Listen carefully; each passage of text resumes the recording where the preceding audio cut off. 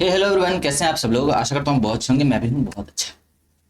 और आज हम लोग शुरू करेंगे जीएसटी का रिवीजन, जो कि आपके लिए सी इंटर के पेपर नंबर 4 बी 40 नंबर की कवरेज रखता है। उसकी हम लोग रिवीजन कर रहे हैं। और रिवीजन कहाँ से कर रहे हैं? आईसीआई की मटेरियल से। अब आपके क्वेश्चन ये भी होंगे कि इस मटेरियल के अंदर, इस रिवीजन के सीरीज के अंदर क्या क्या कवर्ड होने वाले हैं। ये पूरी की पूरी एक सीरीज चलेगी, जो कि मोस्ट प्रोबेबली अगस्त तक में हम सारे रिवीजन खत्म कर चुके होंगे। सारे रिवीजन लेक्चर्स तो खत्म कर ही चुके होंगे। इंडिविजुअली चैप्टर वाइज होंगे ये। बाद में मैराथन वगैरह आएगी, वो अलग आएगी। इसके अंदर देखो, आप सबसे पहले क्लियर हो कि सिर्फ और सिर्फ हम भगा करके रिवीजन नहीं करने वाले। हम कुछ हद तक कॉन्सेप्चुअल क्लैरिटी भी लेंगे, जहां जरूरत होगी वहां रुकेंगे भी। अदरवाइज हम थोड़ा सा स्पीड में चलेंगे। मैं आशा करता हूँ आपने एक बार ऑब्वियसली कहीं से भी पढ़ रखा हो। अगर आपने आईसीआई के मटेरियल से पढ़ रखा है, वेल एंड गुड, उससे बढ़िया कुछ भी नहीं है। इस रिवीजन सीरीज के दौरान हम कॉन्सेप्चुअल रिवीजन तो करेंगे ही करेंगे। इसके अलावा हम करेंगे क्वेश्चन आंसर। और ये देखो, रिवीजन इंक्लूड्स, ये क्या है? आपने डेफिनेशन पढ़ रखे होंगे अब तक तो बहुत सारे। इंक्लूसिव डेफिनेशन, तो ये रिवीजन इंक्लूसिव है। इसके साथ साथ सारे इंस्टीट्यूट के मटेरियल के क्वेश्चंस भी हम करेंगे।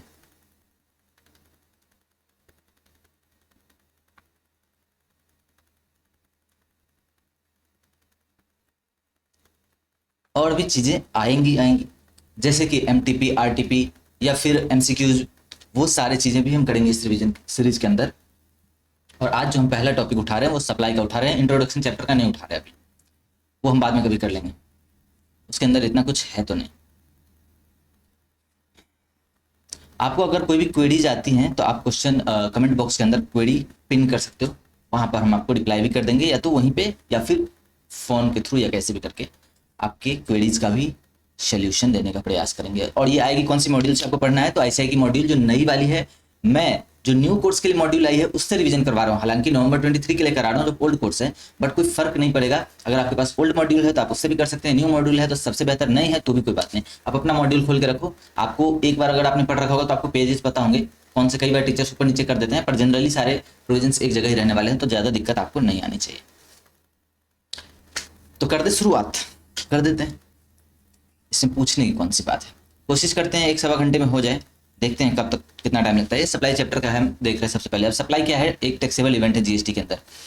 हर टैक्सेस के अंदर एक चार्जिंग सेक्शन होता है। इनकम टैक्स में भी आपने पांचों हेड पर रखे हैं, पांचों हेड का एक चार्जिंग सेक्शन। उस तरीके से जीएसटी का भी चार्जिंग सेक्शन है। चार्जिंग सेक्शन हमें क्या बताता है? वो एक लिमिट, दायरा तय कर देता है कि जीएसटी, अगर जैसे जीएसटी का है तो जीएसटी किस चीज के ऊपर लगेगा, किस वैल्यू के ऊपर लगेगा, किस रेट से लग सकता है। मैक्सिमम चीजें वो दायरा बताता है, उसके अंदर ही सारी चीजें रहने वाली। वही चार्जिंग सेक्शन हमें बताता है कि इंट्रा स्टेट सप्लाईज के ऊपर जीएसटी लगेगा, सीजीएसटी लगेगा। चार्जिंग सेक्शन सेक्शन 9, जो कि अगला चैप्टर है, चार्ज ऑफ जीएसटी। बट अभी मैं रेफरेंस ले रहा हूं वहां से। वो बोलता है कि 5 पेट्रोलियम प्रोडक्ट्स, जिसके अंदर आ जाता है आपका crude oil, petrol, diesel, aviation turbine fuel और नेचुरल गैसेज, इन 5 के अलावे। और चार्जिंग सेक्शन का एक और चीज बोलता है कि सभी चीजों के ऊपर जीएसटी लगेगा except on alcoholic liquor for human consumption. तो ये 6 चीजें बच गई जो जीएसटी के दायरे से बाहर हो जाती है। इसको चार्जिंग सेक्शन ने जीएसटी के एरिया से ही बाहर कर दिया। बाकी सभी चीजों के ऊपर हमारा जीएसटी लगता रहेगा। और वही चार्जिंग सेक्शन ये बोलता है कि सप्लाई के ऊपर जीएसटी लगाया जाएगा, इंट्रा स्टेट सप्लाईज के ऊपर सीजीएसटी लगाया जाएगा। रेट मैक्सिमम हो सकता है 20%, ये उन्होंने उस सेक्शन के अंदर बोल रखा है। और वैल्यूएशन के लिए, वैल्यूएशन का जो रूल्स दे रखे हैं कहाँ दे रखे हैं? सेक्शन 15 के अंदर। तो सेक्शन 15 में जो वैल्यू दिया गया है उसके ऊपर जीएसटी लगाया जाएगा, ये उन्होंने बात करी। और सबसे पहली चीज उसके अंदर आती है हमारे पास कि टैक्सेबल इवेंट क्या होगा, यानी वो इवेंट जिससे हमें ये पता चले कि यहाँ पे अब हमें जीएसटी लगाना है। ट्रिगर कब होता है कोई भी चीज? उसको हम बोलते हैं ट्रिगरिंग पॉइंट को बोलते हैं। यहाँ पे जीएसटी के अंदर सप्लाई है ट्रिगरिंग पॉइंट, जहाँ पे अगर ये ट्रांजेक्शन हो गया तो हम मानेंगे कि अब जीएसटी में लगा सकते हैं इसके ऊपर। यहाँ पे वो ट्रांजेक्शन का नाम है सप्लाई। अच्छा, जीएसटी लगाना जरूरी नहीं है। सप्लाई का मतलब ये नहीं कि जीएसटी लग जाएगा। कई चीजें गवर्नमेंट एग्जेम्प्ट भी करती है, तो एग्जेम्पशन अगर होगा तो वो जीएसटी नहीं लगेगा वहां पर, अदरवाइज जो जीएसटी लग जाएगा। ठीक है, तो point eight which tax would be levied, ऐसे ट्रांजेक्शन को हम बोलते हैं सप्लाई। ठीक है, पहले जीएसटी से पहले बहुत सारे एक्ट थे। वैट था, वैट कब लगता था? जब गुड्स सेल होती थी, सेल ऑफ गुड्स के टाइम पे ट्रिगर होता था वैट।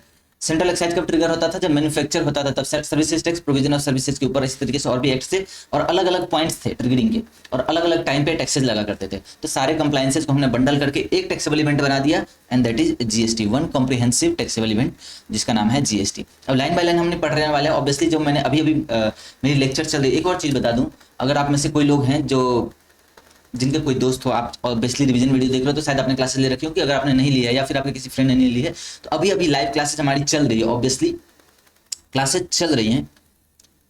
पूरी रिकॉर्डिंग अभी खत्म नहीं हुआ है, लगभग 12-15 रिकॉर्डिंग हुई है और लाइव क्लासेस चलती है वो। अगर उसके अंदर आप ज्वाइन करना चाहते हो या आपके कोई फ्रेंड ने नहीं लिया है, और आईसीआई के मटेरियल हम पढ़ाएंगे यहीं से, वही वाला मटेरियल से मैं आपको रिवीजन भी करवा रहा हूँ।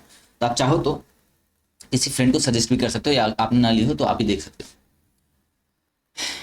अब इसके अंदर गुड्स की डेफिनेशन क्या है, सर्विसेज की डेफिनेशन क्या होता है हम बाद में देखते हैं, पर सबसे पहले आ जाते हैं सप्लाई की डेफिनेशन के ऊपर। सप्लाई क्या कहता है, हमने ये तो जान लिया कि सप्लाई के ऊपर जीएसटी लगाया जाएगा।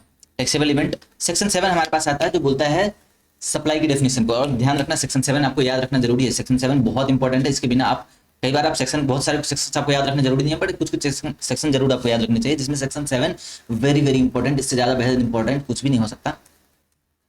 तो सप्लाई क्या होता है, सप्लाई इंक्लूड्स, यहाँ पे इंक्लूसिव डेफिनेशन से शुरुआत करते हैं और फिर बोलते हैं supply includes all forms of goods और सर्विसेज का सप्लाई होना चाहिए, कंसिडरेशन होना चाहिए और बिजनेस पर्पस के लिए होना चाहिए। तीन चीजें मैंडेटरी है, गुड्स होना चाहिए, गुड्स या सर्विसेज, उसके बाद कंसिडरेशन, और इन द कोर्स और फर्दरेंस ऑफ बिजनेस, या फिर बिजनेस पर्पस के लिए ट्रांजेक्शन हो रहा हो तभी उसको हम जीएसटी बोलेंगे। लेकिन यहाँ पे आता है कि गुड्स और सर्विसेज हो और उसके कई सारे फॉर्म्स उन्होंने दे रखे हैं, जैसे sale, transfer, barter, exchange, lease, licence, rental, disposal. ठीक है,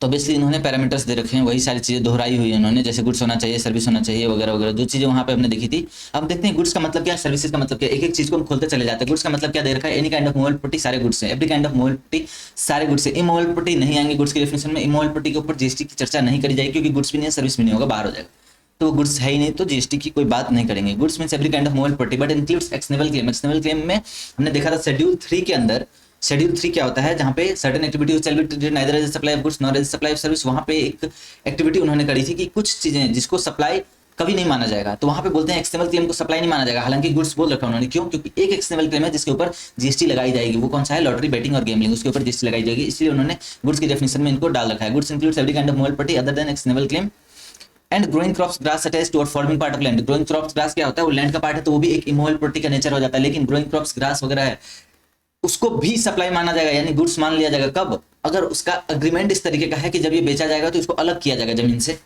उस केस में फिर उसे गुड्स मान लिया जाएगा। Which shall be severed before such supply और under contract of supply. Services का मतलब क्या है, लेकिन एक चीज उन्होंने बाहर कर दी गुड्स की डेफिनेशन से, मनी और सिक्योरिटी को बाहर कर दिया, मनी को भी बाहर कर दिया, सिक्योरिटी को भी बाहर कर दिया। मनी क्या हो गया, इंडियन लीगल टेंडर है, जब मनी कोई विदेश का करेंसी हो वो भी है लीगल टेंडर, वहां की लीगल टेंडर जो होगी वो भी है मनी। उसके बाद आप चेक हो सकता है, प्रोमिसरी नोट हो सकता है, बिल ऑफ एक्सचेंज हो सकता है, ये सभी चीजें जिसको आप कंसिडरेशन के रूप में पे कर सकते हैं, जिसको आरबीआई ने मैंडेट कर रखा है कि आप यूज कर सकते हो as a mode of payment of consideration, तो वो सारी चीजें मनी आ जाएगी। लेकिन मनी की डेफिनेशन में एक चीज नहीं आती, कौन सी, अगर आपने कोई नॉमिस्मेटिक वैल्यू के लिए कोई पुराने करेंसी, आपने 500 का एक नोट रखा हुआ है या पुराने आदम जमाने का कोई सिक्का उक्का रखा हुआ है, करेंसी शौक है आपका जमा करने का, अगर आपने वो रखा हुआ है पुराने समय की कोई करेंसी, तो वो माना जाएगा गुड्स है। अगर आप उसको सेल करोगे तो जीएसटी की चर्चा करी जाएगी, अदरवाइज नहीं करी जाएगी। सर्विसेज की डेफिनेशन क्या बोलती है, सर्विसेज का मतलब एनीथिंग अदर देन गुड्स, जो गुड्स नहीं सब कुछ सर्विस है, लेकिन other than money and securities, anything other than goods, money and securities, तीनों चीजें बाहर हो गई। जो गुड्स नहीं हो तो सर्विस हो गए, लेकिन ध्यान रखना सब कुछ सर्विस नहीं है, मनी और सिक्योरिटी यहाँ पर सर्विस नहीं माने जाएंगे। लेकिन यूज ऑफ मनी, यानी अगर आप किसी को लोन वगैरह दे रहे हो, पैसे दे रहे हो और उसके बदले आपको ब्याज मिल रहा है, तो वो यूज ऑफ मनी कहलाता है और वहां पर जीएसटी की चर्चा करी जाएगी, उसको सर्विस बोलते हैं, सर्विस करना बोलते हैं। ठीक है, और फिर मनी के साथ एक और चीज आता है, conversion of money from one form another form, one form to another form, conversion of money one form से अनदर फॉर्म, वन करेंसी से अनदर करेंसी, और डिनोमिनेशन चेंज करना, ये तीन चीजें आ जाएंगी जहां पर। लेकिन इसके लिए सेपरेट कंसिडरेशन चार्ज होना चाहिए, यानी अगर आपने $1 किसी से लिया और एक्सचेंज में आप कितना दे रहे हो, $80, 80 रुपए, अब डॉलर का $1 का रेट है 80 रुपए, तो यहाँ पे कोई सप्लाई नहीं माना जाएगा, सर्विस कुछ भी नहीं हुआ। लेकिन अगर $1 का रेट है 80 रुपए, उसने आपको डॉलर दिया, आपने 78 रुपीज चार्ज, 78 रुपये वापस किए, 2 रुपए आपने ट्रांजेक्शन चार्ज काट लिया, अगर वो 2 रुपए आपने सेपरेट कंसिडरेशन चार्ज किया तो उस 2 रुपए को माना जाएगा ये सप्लाई ऑफ सर्विस है, 2 रुपए का सप्लाई ऑफ सर्विस हो जाएगा यहाँ पे। यानी कुछ ना कुछ सेपरेटली कंसिडरेशन चार्ज किया हो आपने। अगर आपके पास कोई डिनोमिनेशन खुले छुटे करवाने आता है, आपको 2000 का नोट दिया, आपने उसको 2000 के 100 रुपए वाले 2000 रुपए दे दिए, 100 रुपए के 20 नोट आपने पकड़ा दिए उसको, यानी कि आपने पूरा पैसा वापस कर दिया, आपने कुछ भी अलग से चार्ज नहीं किया, तो यहाँ पर सर्विस नहीं मानी जाएगी। लेकिन अगर आपने मान लो 2000 के बदले 1990 रुपए वापस किए या 1900 रुपए वापस किए, 100 रुपए, 10 रुपए, what ever you made certain deduction, यानी आपने कुछ ना कुछ चार्जेस काट ली, उस चार्जेस को बोलेंगे हम सर्विस, अदरवाइज सर्विस नहीं मानी जाएगी। तो ये था one form currency denomination to another form currency denomination for which a separate consideration is charge. तो गुड्स और सर्विसेज की डेफिनेशन हमने देख ली। सिक्योरिटी का मतलब क्या होता है, जो आप सिक्योरिटी का मतलब जानते हो वही सिक्योरिटी है। सिक्योरिटी का मतलब क्या जानते हो आप, शेयर डिवेंचर वगैरह ये सब सारी सिक्योरिटी है। म्यूचुअल फंड का कोई यूनिट हो सकता है, कोई भी गोल्ड मोनेटाइजेशन स्कीम है, या फिर कोई भी ऐसा स्कीम, म्यूचुअल फंड की कोई यूनिट्स हो सकती है, यूटीआई की कोई यूनिट हो सकती है। तो ये सारी चीजें सिक्योरिटीज है। लेकिन सिक्योरिटीज के ऊपर तो जीएसटी नहीं लगता, लेकिन सिक्योरिटीज को अगर फैसिलिटेट करने के लिए अगर कोई ब्रोकरेज लगता है, सुनो, फैसिलिटेशन ऑफ सिक्योरिटीज, उसके लिए अगर आप कोई ब्रोकरेज चार्ज करते हो, जैसे आप ब्रोकर को देते हो पैसा, आप शेयर्स खरीदते हो ना, तो उसके अंदर 0.01%, 0.02% समथिंग लाइक दैट एक चार्ज करता है। उस चार्ज के ऊपर क्या जीएसटी लगेगा? बिल्कुल लगेगा, उस ब्रोकरेज के ऊपर लगाया जाएगा। यानी सर्विस की आप डेफिनेशन देखो तो यहाँ पे लिखते हैं, it is clarified that the expression services include facilitating और अरेंजिंग ट्रांजैक्शन इन सिक्योरिटी, यानी फैसिलिटेट कर रहा है, आपको खरीदने और बेचने की सुविधा प्रोवाइड कर रहा है। कौन करता है? ब्रोकर देता है आपको, जीरोधा है, एंजल ब्रोकिंग है, ग्रो ऐप है, पता नहीं कितने सारे अब तो आ गए। तो ये सारे क्या कर रहे हैं? आपको फैसिलिटी दे रहे हैं। तो यहाँ पे जो ब्रोकरेज वो अपना कमीशन काट रहे हैं, उसके ऊपर जीएसटी लगेगा। हमने देख लिया सर्विस सप्लाई की डेफिनेशन, हमने देखा था supply includes all forms of supply of goods और सर्विसेज और both such as sale, transfer, barter, exchange. Sale का मतलब क्या होता है? जो आप बेचना समझ रहे हो वही है। ट्रांसफर का मतलब एक जगह से दूसरी जगह भेजना। बार्टर का मतलब सामान के बदले सामान आना। यहाँ पर दो सप्लाई हो भी सकती है। देखो हमारे एग्जांपल में, यहाँ पे इंस्टीट्यूट की मटेरियल में जो एग्जांपल है,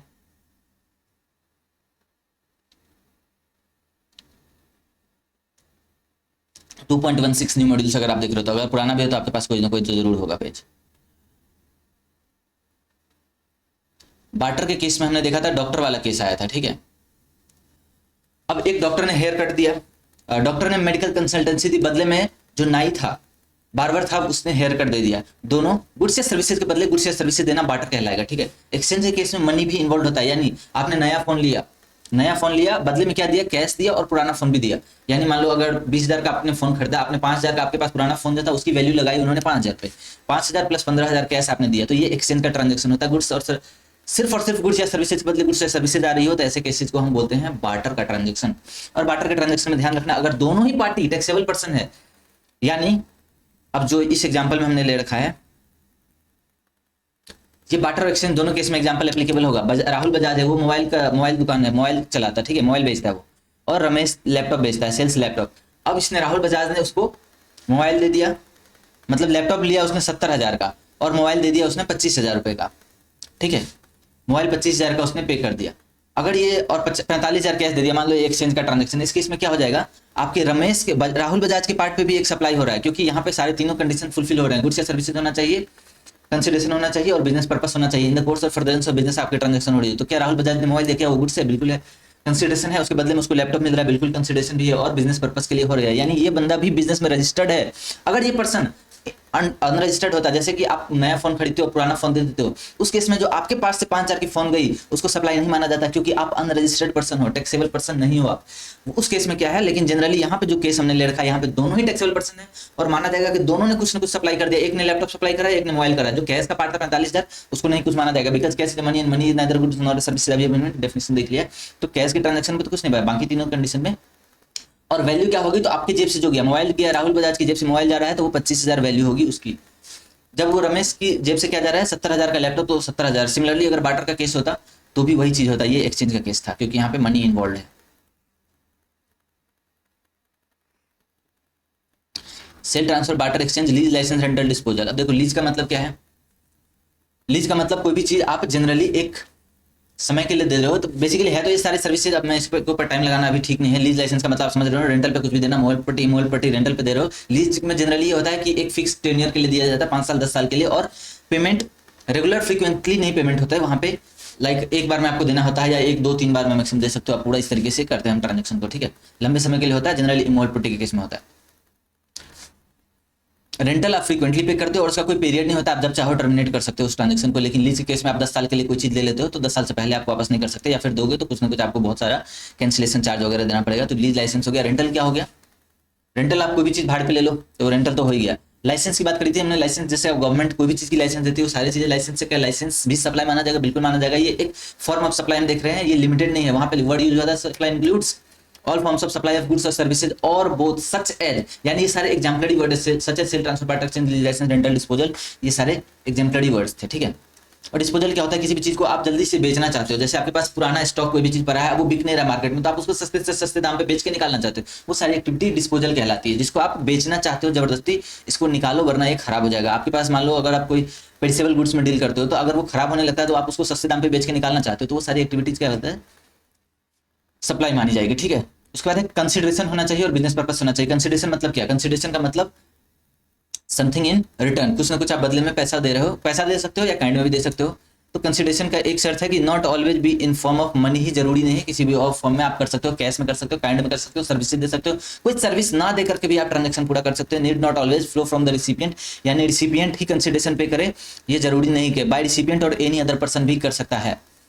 उसके बाद है पेमेंट इन मनी और अदरवाइज, यानी आप मनी के अंदर पेमेंट करो, अदरवाइज काइंड के अंदर पेमेंट कर सकते हो, मॉनेटरी वैल्यू ऑफ पेमेंट, कोई काम कर सकते हो, या फॉरबेरेंस देयर ऑफ, यानी कोई काम ना करके भी आप कंसिडरेशन पे कर सकते हो। डिपॉजिट्स को कंसिडरेशन माना नहीं जाएगा, डिपॉजिट्स को कंसिडरेशन नहीं माना जाएगा तब तक जब तक कि उस डिपॉजिट का एक्चुअली में हम यूज नहीं कर लेते, जब तक उस डिपॉजिट को हम किसी न किसी सर्विस या गुड्स के अगेंस्ट हम उसको सेट ऑफ नहीं करते, तब तक नहीं माना जाएगा, अप्लाई नहीं करते।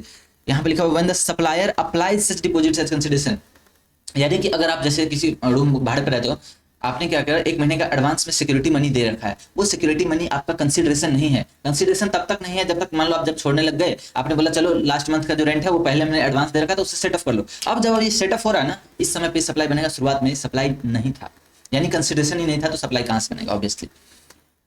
या और नॉन रिफंडेबल डिपॉजिट्स हैं, अगर नॉन रिफंडेबल यानी कुछ आपने डिपॉजिट करा वो वापस ही नहीं मिलना है, वापस ही जब नहीं मिलना है फिर तो वो सप्लाई बन गया, क्योंकि वो जब आपने पे करा तो एक तरीके से उसको कंसिडरेशन ही दिया, क्योंकि वो आपको वापस नहीं मिलना है। नॉन रिफंडेबल डिपॉजिट हमेशा कंसिडरेशन कंसीडर किया जाएगा, अगर रिफंडेबल है वापस आपको मिल जाएगा बाद में, तो फिर वो कंसिडरेशन नहीं माना जाएगा, ठीक है। और पेमेंट कौन कर सकता है, रिसिपिएंट खुद करे, कोई भी कर दे, उसके बाद में कोई दिक्कत नहीं है। सब्सिडी, अगर सब्सिडी आपको मिलती है सेंट्रल गवर्नमेंट और स्टेट गवर्नमेंट से, ध्यान से सुनना, आपने ये चीज वैल्यूएशन चैप्टर के अंदर भी देखोगे, अगर कंसिडरेशन आपको किससे मिल रहा है, सब्सिडी किससे मिल रहा है, सेंट्रल गवर्नमेंट या स्टेट गवर्नमेंट से, तो वो कंसिडरेशन में से माइनस हो जाएगा। यानी अगर जैसे कि एग्जांपल ले लो, आप कोई फर्टिलाइजर के ऊपर गवर्नमेंट ने सब्सिडी दिया, फर्टिलाइजर खरीदने जाते हो दुकान वाले से, तो एक बोरा समझते हो, बोरा मतलब एक कट्टा बिकता है ना, मान लो 25 किलो या 30 किलो का एक कट्टा है, 30 किलो कट्टा खरीदने के लिए आपको उसकी प्राइस मान लो 2000 रुपये, मेरे को नहीं पता उसकी प्राइस क्या होती है, मैं मान लेता हूँ 2000 रुपये उसकी प्राइस है, ठीक है। पर गवर्नमेंट कहती है अरे किसानों को बेच रहे हो, एक काम करो 500 रुपए किसान से लेना, 1500 रुपए मैं दे दूंगा, तो किसान की तरफ से आपको सब्सिडी, किसान होने की वजह से आपको गवर्नमेंट ने सब्सिडी दी, कि उन्होंने बोला दुकान वाले को कि तुम जब बेचो ना इसको सामने वाले को, तो सिर्फ 500 रुपए कस्टमर से चार्ज करना, 1500 रुपए मैं दे दूंगा। तो यहाँ पे कंसिडरेशन कितना होगा, सिर्फ और सिर्फ 500 रुपए, जितना आपने फाइनल कस्टमर से चार्ज किया है बस वही कंसिडरेशन माना जाएगा। लेकिन अगर किसी और ने, कोई एनजीओ आ जाती है उठ के, या कोई भी प्राइवेट पर्सन है, कोई अमीर आदमी, उसको दया आ गया, उसने बोला कि हमारे यहाँ के जितने किसान है वो जब भी सामान खरीदे तो सुनो दुकान वाले, तुम उसको 1500 रुपए का डिस्काउंट दे देना, मैं 1500 रुपए तुम्हें दे दूंगा, तो क्या वो माइनस होगा, उस केस में माइनस नहीं होगा, वहां पे 2000 का 2000 कंसिडरेशन माना जाएगा, अदरवाइज 500 रुपए ही माना जाएगा अगर वो सेंट्रल गवर्नमेंट और स्टेट गवर्नमेंट ने दिया है तो। उसके बाद 3 तरीके के यहाँ पे उन्होंने कुछ क्लैरिफिकेशन दिए हैं, जैसे कि पहला है donation received by charitable trust, अगर चैरिटेबल ट्रस्ट को कोई डोनेशन वगैरह दे, तो यहाँ से क्वेश्चंस भी आए हुए हैं, मतलब नीचे आईसी की मटेरियल में भी क्वेश्चन है इसके ऊपर, और आ भी सकते हैं, तो ध्यान देना जरा। और नया पॉइंट है एक नो क्लेम बोनस का, तो यहाँ से भी क्वेश्चन आ सकता है। आपने डोनेशन लिया, किससे लिया, किसी भी चैरिटेबल ऑर्गेनाइजेशन से, और लेकिन आप बदले में कुछ एडवर्टीजमेंट कर रहे हो, जैसे कि किसी शॉपकीपर ने, कपड़े का दुकान है, उसने मान लो एक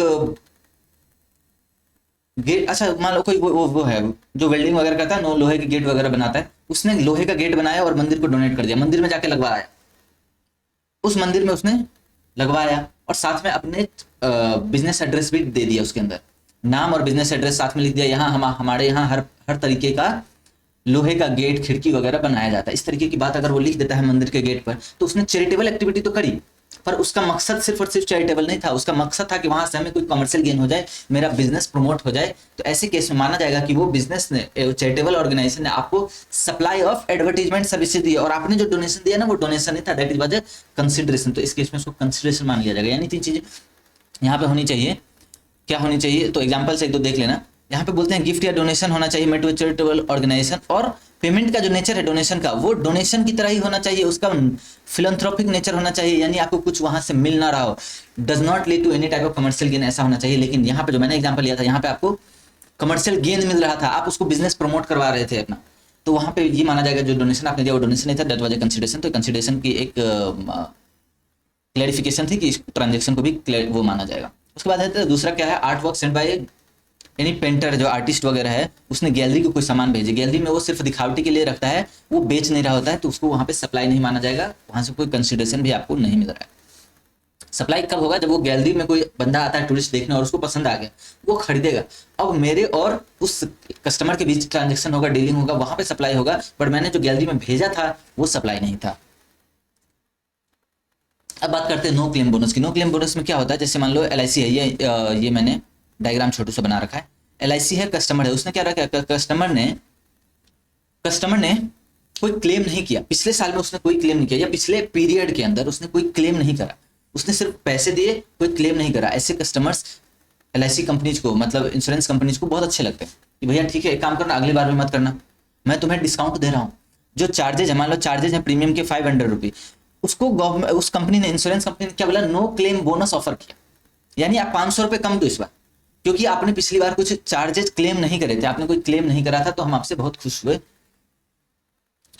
इसलिए आपको मैं 500 रुपये का एक ऑफर दे रहा हूं, यानी 500 रुपये नो क्लेम बोनस के रूप में दे रहा हूं, आप इतने कम पैसे दे देना इस बार, मुझे कोई दिक्कत नहीं है यहाँ पर, ठीक है।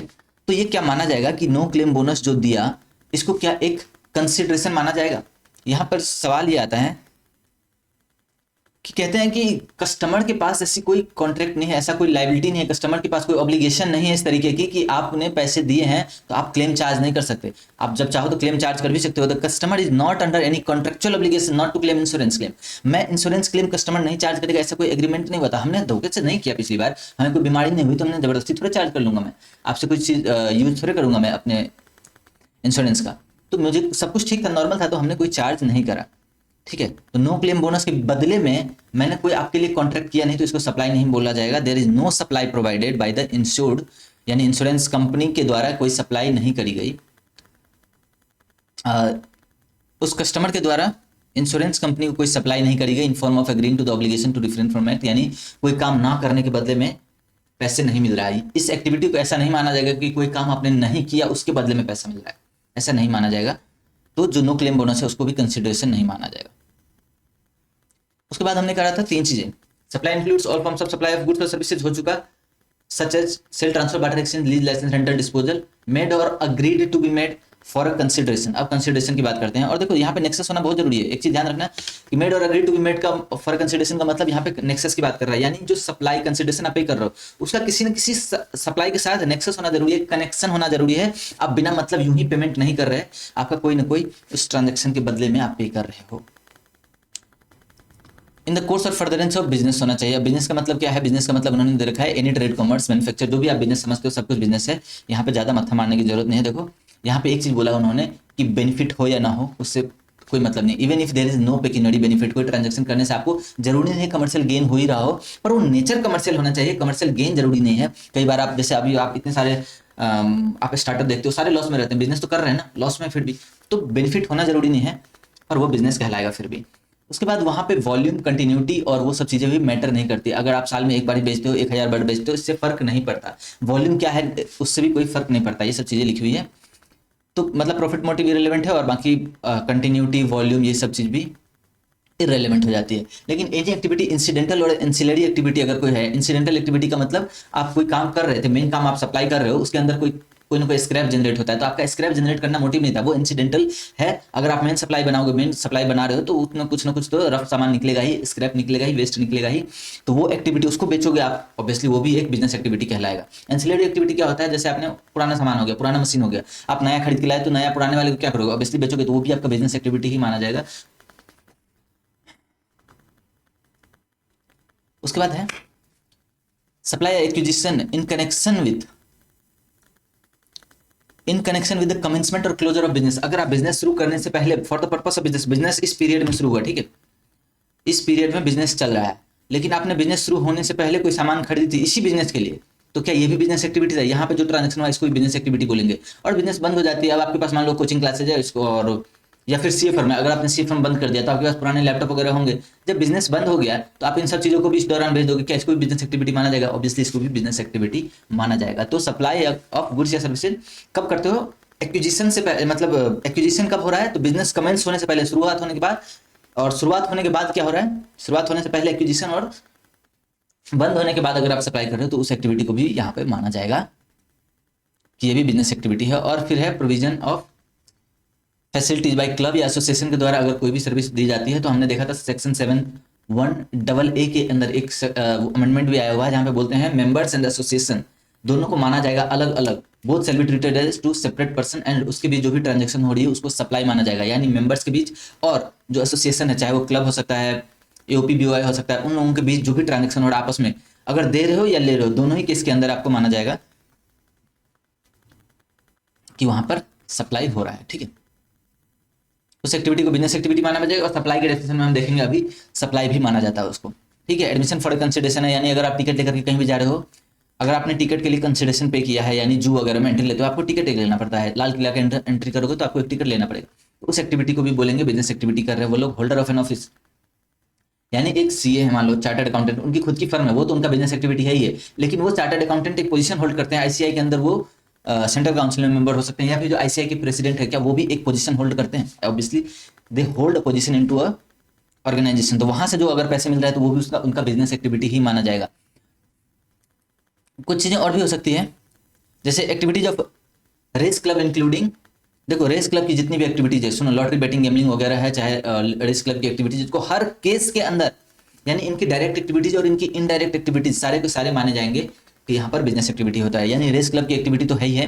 टोटलाइजेटर की सर्विसेज, यानी एक जो मशीन होता है, जिसके ऊपर मशीन होता है, या पुराने समय में अभी भी चल रहा है कई जगह, जैसे एक बड़ा सा दीवार होता है, उसके पीछे नंबर वगैरह वो चल रहे होते हैं, जो भी स्कोर चल रहा है वहां पे नंबर चल रहे होते हैं, तो वो कोई ना कोई कंपनी है जो सर्विस प्रोवाइड करती है इस चीज की, तो वो सर्विसेज अगर दे रहे हैं तो उसके ऊपर भी जीएसटी लगेगा।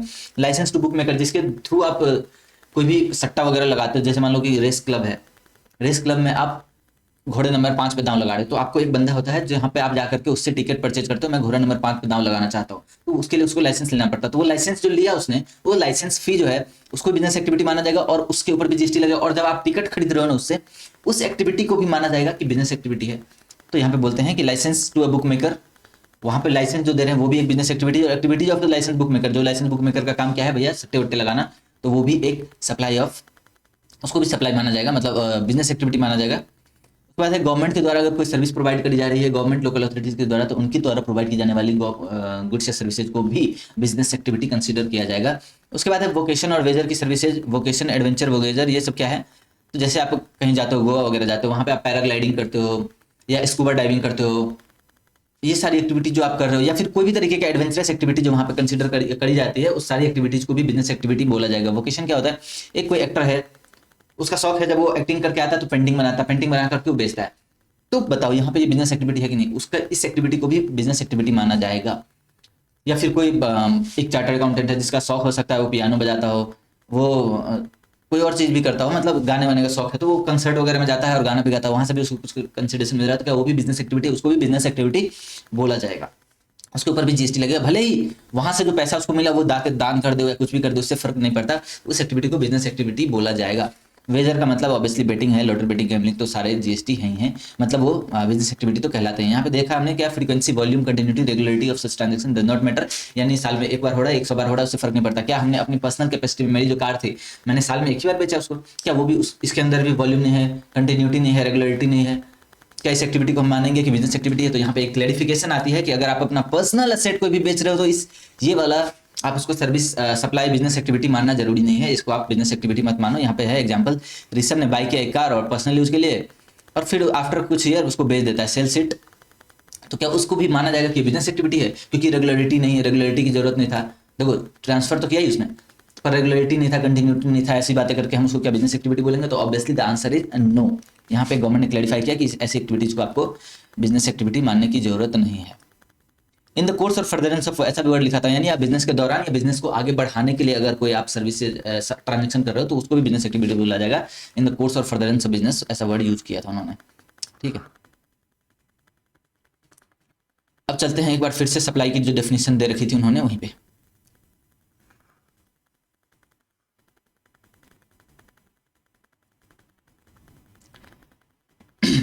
ये वाली एक्टिविटी हमने अभी आपको बता दिया था जब मैंने बिजनेस एक्टिविटी पढ़ रहे थे, तो यहाँ बोलता है कि अगर मेंबर्स है, इंडिविजुअल एंड मेंबर्स, अगर मेंबर्स या क्लब या मेंबर के बीच अगर कोई भी ट्रांजैक्शन हो रहा है तो उसको भी बिजनेस एक्टिविटी माना जाएगा, और यहाँ पर सप्लाई भी माना जाएगा। एक्सप्लेनेशन एक क्या आता है, एक्सप्लेनेशन क्या कहता है, the person and its member, यानी क्लब और क्लब के ही मेंबर्स अलग अलग माने जाएंगे और उन दोनों के बीच जो भी ट्रांजैक्शन होगा उसको सप्लाई माना जाएगा।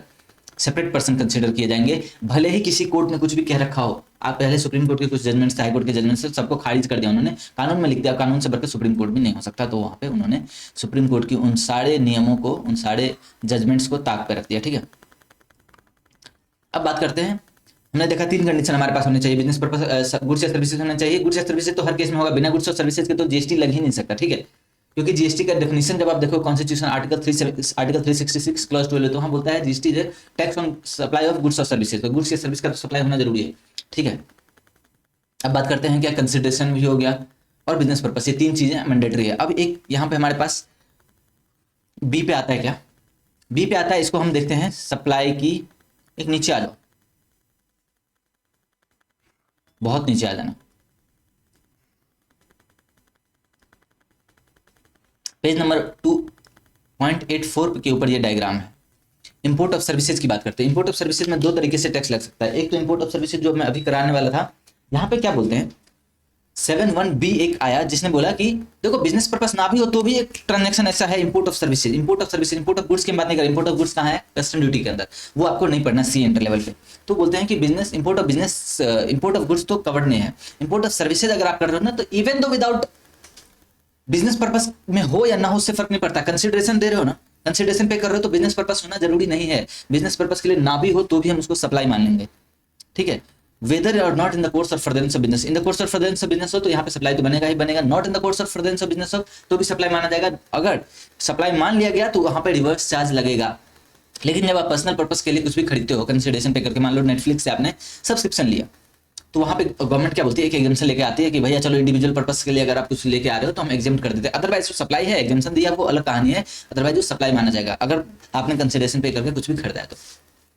अब बात आती है विदाउट कंसिडरेशन अगर आपने खरीदा हो। शेड्यूल 1 हमारे पास एक ट्रांजेक्शन आता है, अभी हम पढ़ेंगे। शेड्यूल 1 क्या कहता है कि अगर कोई एक्टिविटी, कुछ ऐसे एक्टिविटीज हैं जिनको हम सप्लाई मानेंगे अगर कंसिडरेशन ना भी पे हुआ हो। विदाउट कंसिडरेशन भी अगर सर्टेन एक्टिविटीज और transaction shall be treated as supply even if made without consideration, तो वहां पे एक इंपोर्ट ऑफ सर्विसेज का भी एंट्री आता है जो कहता है इंपोर्ट करते हो अगर सर्विसेज, इंपोर्ट ऑफ सर्विसेज करते हो किससे, रिलेटेड पर्सन से या फिर अपने ही दूसरे एस्टेब्लिशमेंट से, यानी आपका ब्रांच ऑफिस से बाहर या हेड ऑफिस इंडिया के बाहर, वहां से अगर आप कुछ इंपोर्ट कर रहे हो और विदाउट कंसिडरेशन कर रहे हो तो उस केस में उसको सप्लाई माना जाएगा, अगर वो बिजनेस पर्पस के लिए कर रहे हो। यहाँ पे तो बिजनेस पर्पस उन्होंने मैंडेटरी बना दिया, यहाँ पे तो बोलते हैं कि बिजनेस पर्पस के लिए होना चाहिए। अगर विदाउट कंसिडरेशन कर रहे हो अपने ही किसी रिलेटेड पर्सन से, यानी अपने फैमिली मेंबर हो सकते हैं आपके, या फिर डिस्टिंक्ट पर्सन, मतलब जो आपके मान लो आपकी हेड ऑफिस है या फिर ब्रांच है इंडिया के बाहर, उनसे अगर आप कुछ भी ले रहे हो बिजनेस पर्पस के दौरान फ्री ऑफ कॉस्ट, तो वहां पे सप्लाई मान लिया जाएगा। ठीक है, ये एरो इधर आ रहा है, इसको सप्लाई मान लिया जाएगा। अगर अदर केसेस है तो वहां सप्लाई नहीं माना जाएगा।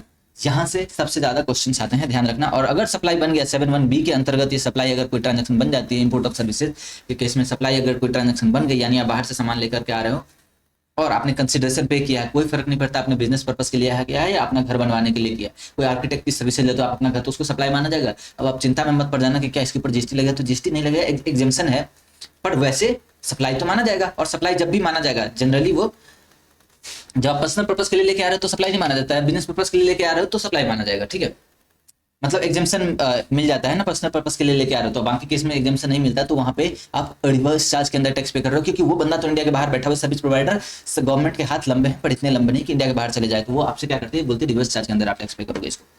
ठीक है, तो इंपोर्ट ऑफ सर्विसेज हो गया। फिर 71C कहता है, सेक्शन 71C सबसे ऊपर आ जाना, सेक्शन 7 हम जहां सप्लाई की डेफिनेशन देख रहे थे, वहां पे वो कहते हैं 71C के अंदर कि सर्टेन एक्टिविटीज ऐसे भी होंगे जहां कंसिडरेशन ना मिल रहा हो तो भी उसको सप्लाई मानेंगे।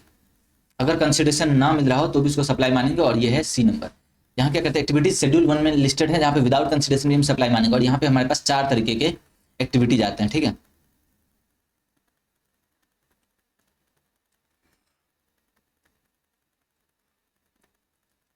टू 2.26 पेज नंबर पे देखना, यहाँ कहते हैं डिम्ड सप्लाई, यानी वैसे तो ये सप्लाई नहीं होगा, बिना कंसिडरेशन के कोई भी ट्रांजैक्शन तो होता ही नहीं है, आप ये कह सकते हो, लेकिन यहाँ पे आपको मानना पड़ेगा, ऐसे ऐसे मत और मत जाना कि नहीं हम तो मानेंगे नहीं, मानना पड़ेगा। ठीक है, यहाँ पे 4 ट्रांजेक्शन गवर्नमेंट ने करा। एक तो चौथा हमने अभी अभी आपको करवा ही दिया। चौथा क्या था? इंपोर्ट ऑफ सर्विसेज, जहाँ पे आप रिलेटेड पर्सन से या फिर किसी एस्टेब्लिशमेंट आउटसाइड इंडिया, यानी आपकी की जो ब्रांच है या हेड ऑफिस इंडिया के बाहर, उससे अगर आप इंपोर्ट करते हो तो वहाँ पे आपको बिजनेस पर्पज के लिए अगर कर रहे हो तो सप्लाई माना जाएगा। ठीक है, इसके एग्जाम्पल जरूर देखना, यहाँ से क्वेश्चन बनेगा, 100% बनेगा, मतलब यहीं से बनेगा। इस चैप्टर में ये एक one of the most important topics है, इंपोर्ट ऑफ सर्विसेज। ठीक है, अब है यहाँ पे देखो, पहला क्या बोलता है? सर्टेन एक्टिविटी जिसको आप सप्लाई बिना कंसिडरेशन के भी लेके आते हो तो भी इसको सप्लाई माना जाएगा। 4 एक्टिविटीज है, परमानेंट ट्रांसफर और disposal of business asset. Permanent transfer होना चाहिए, इसके नीचे समरी है, वहां से देखते हैं। परमानेंट ट्रांसफर होना चाहिए जिस एसेट के ऊपर आपने क्रेडिट ले रखा हो, आईटीसी ले रखा हो, सिर्फ उसी की बात करते हैं। परमानेंट ट्रांसफर हो, बिजनेस एसेट की हो, बिजनेस एसेट का कोई मतलब नहीं दे रखा है, यानी वो टेंजिबल इंटेंजिबल कुछ भी हो सकता है, और कैपिटल गुड्स और नॉन कैपिटल गुड्स सब हो सकता है।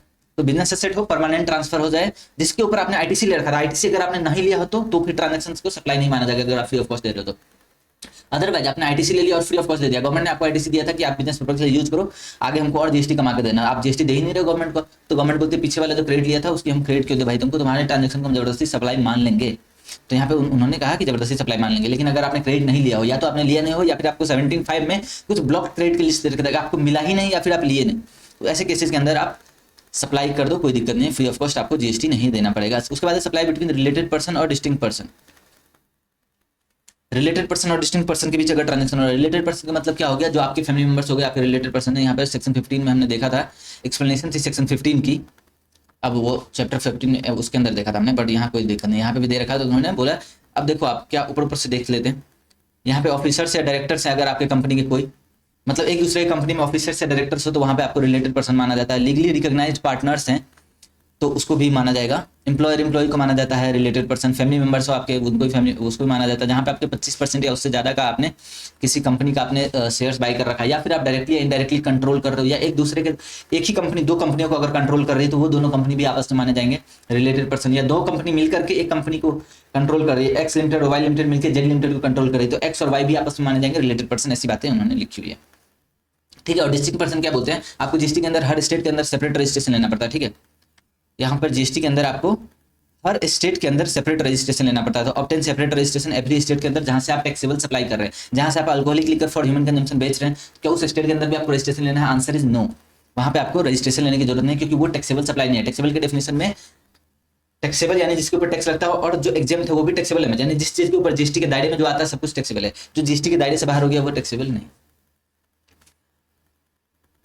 और हर स्टेट में आपको सेपरेटली रजिस्ट्रेशन लेना पड़ेगा। लेकिन अगर आप चाहो, आपकी ऑप्शन ये है कि आप एक स्टेट के अंदर एक से अधिक आपकी बिजनेस यूनिट से आप चाहते हो हर किसी के लिए मैं अलग अलग रजिस्ट्रेशन लेना, तो आप ले सकते हो, आपकी इच्छा है। वो किसी भी कारण से हो सकता है, जैसे कि आपको अकाउंटिंग पर्पसेस के लिए अलग अलग आते हैं, या फिर एक आप चाहते हो कि एक तो मेरा मिठाई का बिजनेस है और एक कपड़े का बिजनेस है, मैं दोनों के लिए चाहो तो सेपरेट रजिस्ट्रेशन ले सकता हूँ, और चाहो तो दोनों के लिए सिंगल रजिस्ट्रेशन में ले सकता हूँ। ये आपकी इच्छा है एक स्टेट के अंदर। लेकिन जैसे ही स्टेट चेंज हुआ फिर तो आपको दोनों स्टेट के अंदर अलग अलग तो लेना ही पड़ेगा कम से कम।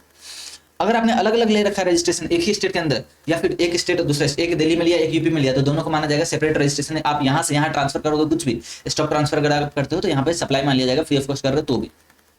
अगर आप दिल्ली के अंदर 2 रजिस्ट्रेशन लेकर रखे हो, एक मान लो लक्ष्मी नगर में, एक लाजपत नगर में, अगर लक्ष्मी नगर वाला यूनिट कुछ भी लाजपत नगर को भेजता है, दोनों सेपरेटली रजिस्टर्ड है, अलग अलग रजिस्ट्रेशन नंबर है, यानी एक ही पैन नंबर है पर जीएसटी रजिस्ट्रेशन नंबर अलग अलग है, तो यहाँ पर दोनों के बीच जो ट्रांसफर हुआ उसको भी सप्लाई मान लिया जाएगा। तो यहाँ पर ऐसी बातें कर दी गई है। ठीक है, डिस्टिंक्ट पर्सन का मतलब दे रखा है इन्होंने, एक आपका दिल्ली में ऑफिस है और एक वेस्ट बंगाल में, तो क्या इसको दोनों को माना जाएगा सेपरेट पर्सन? बिल्कुल। और यहाँ पे अगर डिस्टिंक्ट पर्सन के बीच में कुछ भी स्टॉक ट्रांसफर होता है तो उसको सप्लाई मान लिया जाएगा। और आपका एक होता है एस्टेब्लिशमेंट ऑफ डिस्टिंक्ट पर्सन, ये भी डिस्टिंक्ट पर्सन ही है, बस ये क्या है, आपका एक तो यूनिट है जो टैक्सेबल सप्लाई कर रहा है, एक है मान लो अल्कोहलिक लिकर बेच रहा है, क्या है, नॉन टैक्सेबल सप्लाई। इन दोनों के बीच अगर ट्रांजेक्शन हुई, अगर आपने कुछ भी मान लो आपका कपड़े का यहाँ पे बिजनेस और यहाँ शराब का बिजनेस है दूसरे स्टेट में, अगर आप यहाँ से कपड़ा यहाँ भेजते हो अपने एम्प्लॉइज के लिए हो सकता है या कुछ भी, तो उसके इसके अंदर भी उसको सप्लाई मान लिया जाएगा, छोड़ेंगे नहीं दोनों। तो रिलेटेड पर्सन और डिस्टिंक्ट पर्सन के बीच अगर कोई ट्रांजैक्शन हो रहा हो तो उसको भी सप्लाई माना जाएगा। लेकिन ध्यान देना, एम्प्लॉयर एम्प्लॉय के बीच अगर कोई ट्रांजैक्शन हो रहा है, एम्प्लॉय अगर सर्विस प्रोवाइड करता है in the course of employment to the employer, तो वहां पे क्या होता है, देखते हैं शेड्यूल 3, जहां पे शेड्यूल 3 क्या बोलता है कि कुछ एक्टिविटी जिसको ट्रांजैक्शन माना ही नहीं जाएगा, सप्लाई ही नहीं माना जाएगा, दैट इज नॉट सप्लाई। उस केस में वहां पहले ही एंट्री थी, उन्होंने डाल रखा है, अगर एम्प्लॉय एम्प्लॉयर को सर्विस देता है, यानी जनरली देता है, ये एम्प्लॉय एम्प्लॉयर के लिए काम करता है और बदले में एम्प्लॉयर उसको जो भी चीजें देता है, यानी सैलरी तो देता ही है, साथ में कुछ ना कुछ परक्विजिट्स वगैरह भी देता है, तो उस परक्विजिट को भी ऐसा नहीं माना जाएगा कि एम्प्लॉयर सप्लाई कर रहा है। वो दोनों वो सेम एक्टिविटी के अंदर माना जाएगा, और वो सेम एक्टिविटी सप्लाई नहीं मानी जाती है तो उसके ऊपर जो कंसिडरेशन वगैरह है वो उसको भी जीएसटी के दायरे से बाहर रखा जाएगा। लेकिन एम्प्लॉयर अगर कुछ गिफ्ट दे रहा है, एम्प्लॉयमेंट कॉन्ट्रैक्ट में जो लिखा हुआ उसके अलावा, देखो एम्प्लॉयमेंट कॉन्ट्रैक्ट में जो लिखा हुआ तो देना ही पड़ेगा। गिफ्ट क्या होता है, मेरी इच्छा दूं ना दूं। अगर गिफ्ट दे रहा है एम्प्लॉयर तो उस केस में 50,000 तक के गिफ्ट दे रहा हो तो कोई दिक्कत नहीं है। 50,000 से ऊपर के अगर गिफ्ट देता है एम्प्लॉयर एम्प्लॉय को तो वहां पे पूरे वैल्यू के ऊपर जीएसटी लग जाएगा। यानी 51,000 का अगर आपने गिफ्ट दिया तो पूरे 51,000 के ऊपर जीएसटी लगा दिया जाएगा। गिफ्ट बाय एम्प्लॉयर एम्प्लॉय है अप टू 50,000, कोई दिक्कत नहीं, पूरा का पूरा टैक्स। अगर 51,000 दे दिया तो पूरे 51,000 के ऊपर जो भी रेट होगा 18% मैंने मान लिया है तो 18% आपको पे करना पड़ेगा। फिर परक्विजिट्स की बात मैंने ऑब्वियसली आपको बता दी। अगर perquisites in terms of the contractual agreement employer employee को दे रहा है, कुछ ना कुछ परक्विजिट्स देता है, यानी आप तो सैलरी तो देंगे, साथ में जिम की मेंबरशिप दे दी या कुछ और दे दिया, तो उसको भी माना जाएगा कि वो भी जीएसटी के दायरे से बाहर है, वो भी शेड्यूल 3 के अंदर कवर्ड है।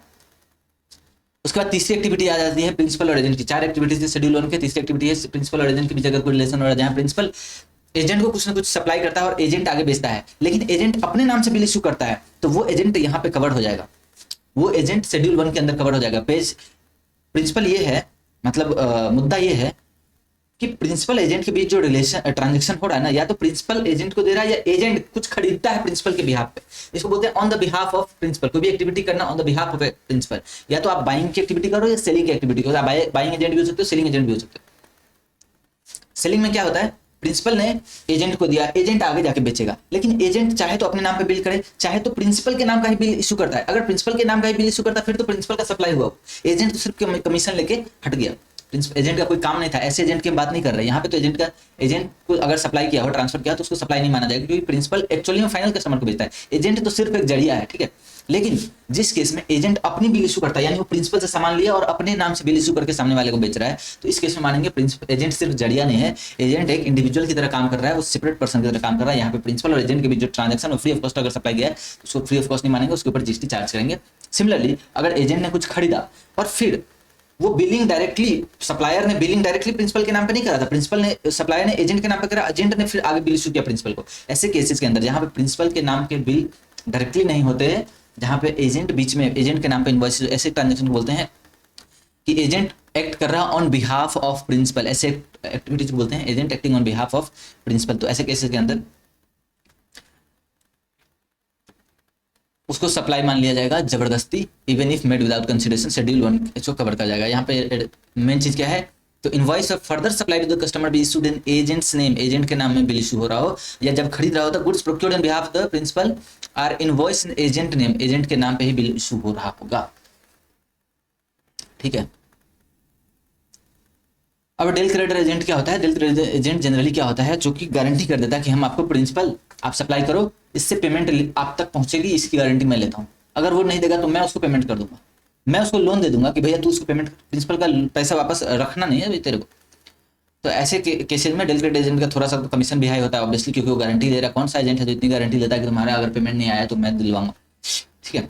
तो अब डेल क्रेडिटर एजेंट की कुछ एक्टिविटीज उसके बारे में क्लैरिफिकेशन है कि क्या इसको सप्लाई माना जाएगा, नहीं माना जाएगा और किस वैल्यू पे माना जाएगा। ये देखो, whether del credere agent fall under the ambit of agent, अगर क्या वो एजेंट है तो ऑब्वियसली वही कंडीशन है, क्या वो एजेंट शेड्यूल 3 के लिए बोलता है, देखो पैरा 3 के लिए बोलता है, शेड्यूल 1 में एजेंट फॉल करेगा, एजेंट पैरा इसके अंदर एजेंट की एक्टिविटी को सप्लाई तभी माना जाएगा शेड्यूल 1 के अंतर्गत, यानी even if made without consideration, कब, जबकि वो एजेंट अपने नाम पे बिल इशू कर रहा हो या फिर उसके नाम पर बिल इशू हो रहा हो। यही दो कंडीशन थी। अगर ये दो कंडीशन फॉल हो रहे हैं तो भाई डेल क्रेडिट एजेंट हो या कोई भी नॉर्मल एजेंट हो, कोई फर्क नहीं पड़ता है, सबको ही सप्लाई वो मान लिया जाएगा, सप्लाई माना जाएगा, अंडर शेड्यूल 1 मान लिया जाएगा, ठीक है।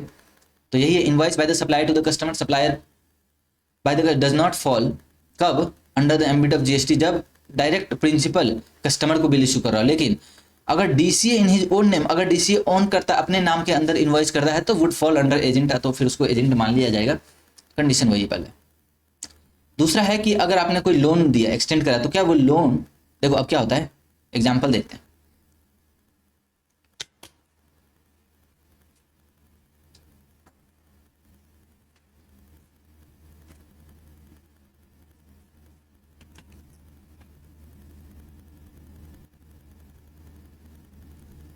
यहां पे प्रिंसिपल है, एजेंट है और कस्टमर है, 3 पर्सन है। अब एजेंट ने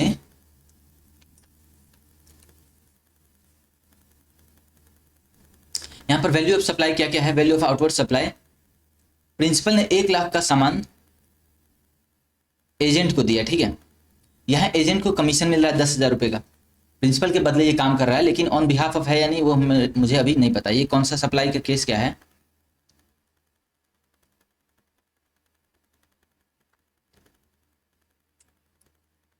तो यहाँ पे बोलता है DCA is not an agent, यानी डीसीए एजेंट नहीं है, यानी डीसीए अपने नाम पर बिल इशू नहीं करता है।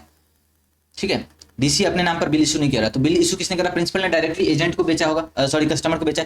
एजेंट का क्या काम है, कस्टमर ढूंढ के लाया, वो प्रिंसिपल को और कस्टमर को मिलवा दिया कि भैया बेच लो सामान, लेकिन मिलवाने के बदले में कुछ ना कुछ उसने कंसिडरेशन चार्ज कर लिया 10,000 रुपये। ठीक है, तो यहाँ पे एजेंट ने जो कस्टमर को सप्लाई करा, अब कस्टमर क्या हो गया, कस्टमर कहता है मैं पैसे नहीं दे पाऊंगा यार, अब एजेंट ने तो गारंटी ली थी, डेलीवेट एजेंट है उसने तो गारंटी ली है कि पैसे तो हम दिलवाएंगे, तो एजेंट ने क्या करा, लोन दे दिया। यहाँ पे एजेंट ने एक लोन दे दिया कस्टमर को 1 लाख रुपए का, जितना अमाउंट का वैल्यू था। ठीक है, और बोला कि 10% ब्याज के साथ अब आप इसको लोन दे दिया ताकि आप पेमेंट कर सको प्रिंसिपल को। उसका तो गारंटी इसी बात का लेता कि मैं पेमेंट आपको करवा के दूंगा, तो पेमेंट करवा दिया।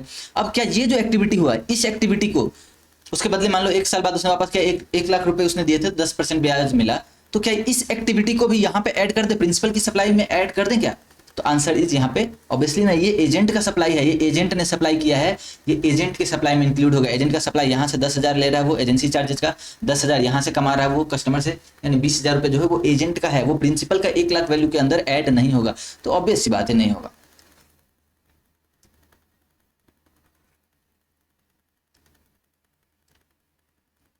तो उन्होंने यहाँ पे क्लैरिफिकेशन दिया, therefore the interest being charge by the del credere, agent जो चार्ज कर रहा है would not form part of the value of supply of the principal, यानी सप्लायर या प्रिंसिपल जो था उसके वैल्यू के सप्लाई में ऐड नहीं होगा, 1 लाख में ऐड नहीं होगा। अब यहाँ पे है, यहाँ पे कौन सा एजेंट की बात करता है, for DCA is an agent under para 3 of schedule 1। अब की बार एजेंट क्या है, वो पैरा 3 वाला, यानी एजेंट अपने नाम पर बिल इशू कर रहा है। ठीक है, and makes payment to the principal on behalf of the buyer and charges interest to the buyer for delayed payment along with the value of the goods being supplied, whether the interest will form part of the value of supply of goods या नहीं। Example देखते हैं इसका भी। अब principal ने agent के नाम पे बिल करा, एजेंट ने अपने नाम पे बिल इशू किया। ठीक है, यहाँ पे ये शेड्यूल 1 का एजेंट माना जाएगा। ठीक है, अब इसने अपने नाम पे करा है और प्रिंसिपल को इसने सप्लाई तो कर दिया, पैसे वापस कर दिए। ठीक है, 1 लाख रुपए इसने दे दिया, ऑब्वियसली इसी के नाम पे बिल इशू हुआ था, लेकिन बायर ने उसको पैसा अभी तक नहीं दिया है, बायर ने एजेंट को पैसा नहीं दिया, तो एक तरीके से वो क्या करेगा कि 1 लाख की सप्लाई करी थी, अब जितना अगर तुम डिले करोगे ना तो मैं 10%, मान लो एक पीरियड देते ना 10 दिन या 15 दिन के अंदर आप पैसे दे दो, 15 दिन के अंदर नहीं दे पाए तो मैं आपसे ब्याज दूंगा, तो वो ब्याज को क्या माना जाएगा, वो एजेंट की सप्लाई के अंदर इंक्लूड हो जाएगा। मतलब वो जब आप वैल्यूएशन चैप्टर भी देखते हो तो वहाँ पे भी देखेंगे कि वहाँ पे अगर एजेंट वगैरह आप कुछ फैसिलिटी करते हो, लोन वगैरह की सुविधा प्रोवाइड करते हो या फिर आप डिलेड पेमेंट का कुछ भी चार्जेस लेते हो, तो वो आपकी वैल्यू के अंदर शामिल हो जाएगा। तो टोटल वैल्यू यहाँ पे 1 लाख नहीं मानी जाएगी, 1 लाख प्लस 10,000, 1,10,000, लेकिन ये 1,10,000 किसकी सप्लाई है, एजेंट की, प्रिंसिपल की नहीं। प्रिंसिपल का काम तो हो गया, उसको 1 लाख मिल गया था उसी समय, क्योंकि यहाँ पे एजेंट शेड्यूल 1 वाला है, वो सारे काम खुद ही करता है, तो यहाँ पे 1,10,000 का सप्लाई मान लिया जाएगा। उसके बाद इंपोर्टेशन ऑफ सर्विसेज हम पूरा कर चुके हैं। अगर आपने कुछ भी फ्री सैंपल वगैरह देते हो तो क्या उसको भी फ्री सैंपल को भी माना जाएगा कुछ।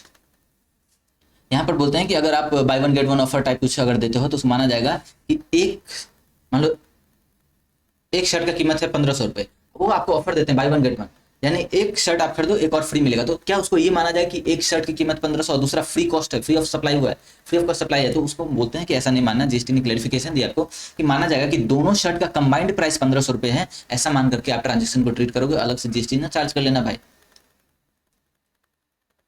और एओपी बीओआई अलग अलग माने जाएंगे, ये तो हमने आपको करवा ही दिया, कोई भी एओपी बीओआई क्लब और उसके मेंबर्स अलग अलग माने जाएंगे, ये एक्टिविटी उन्होंने दोबारा दे दी है, तो कोई बात।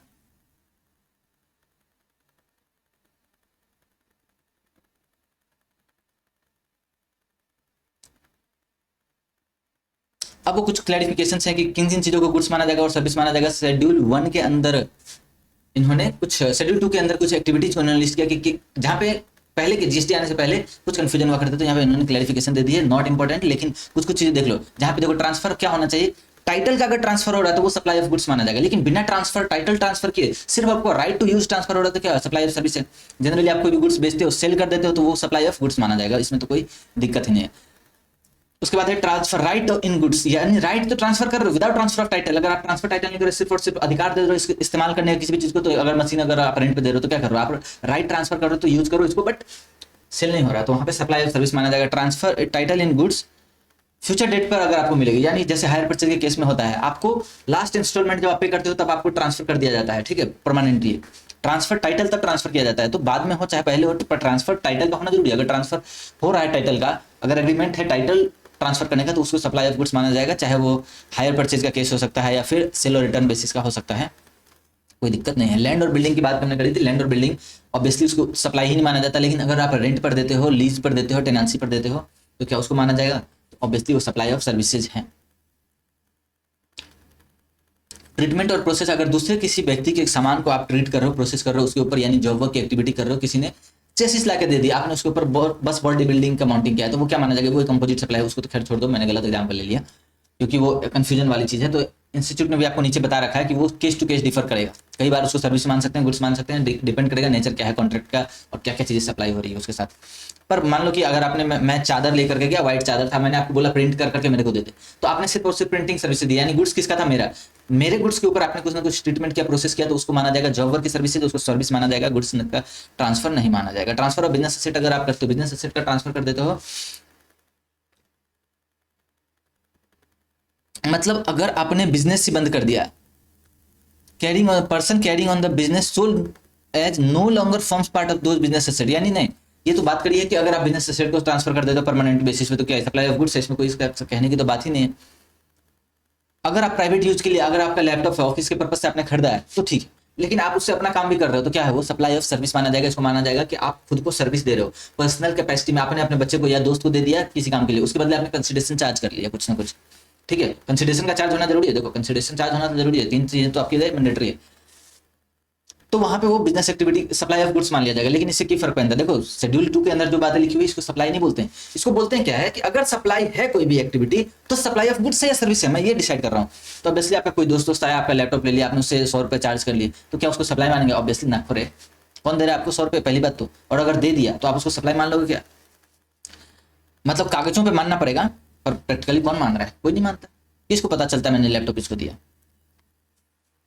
अब है goods forming part of the business asset. अब यहां पे क्या है? वो ceases to be a taxable person, यानी अब वो बंदा जो बिजनेस कर रहा था वो बिजनेस नहीं कर रहा है, उसने हो सकता है बिजनेस किसी को ट्रांसफर कर दिया हो या बिजनेस बंद कर दिया हो, कई सारे सिनेरियो जा सकते हैं। Ceases to be a taxable person,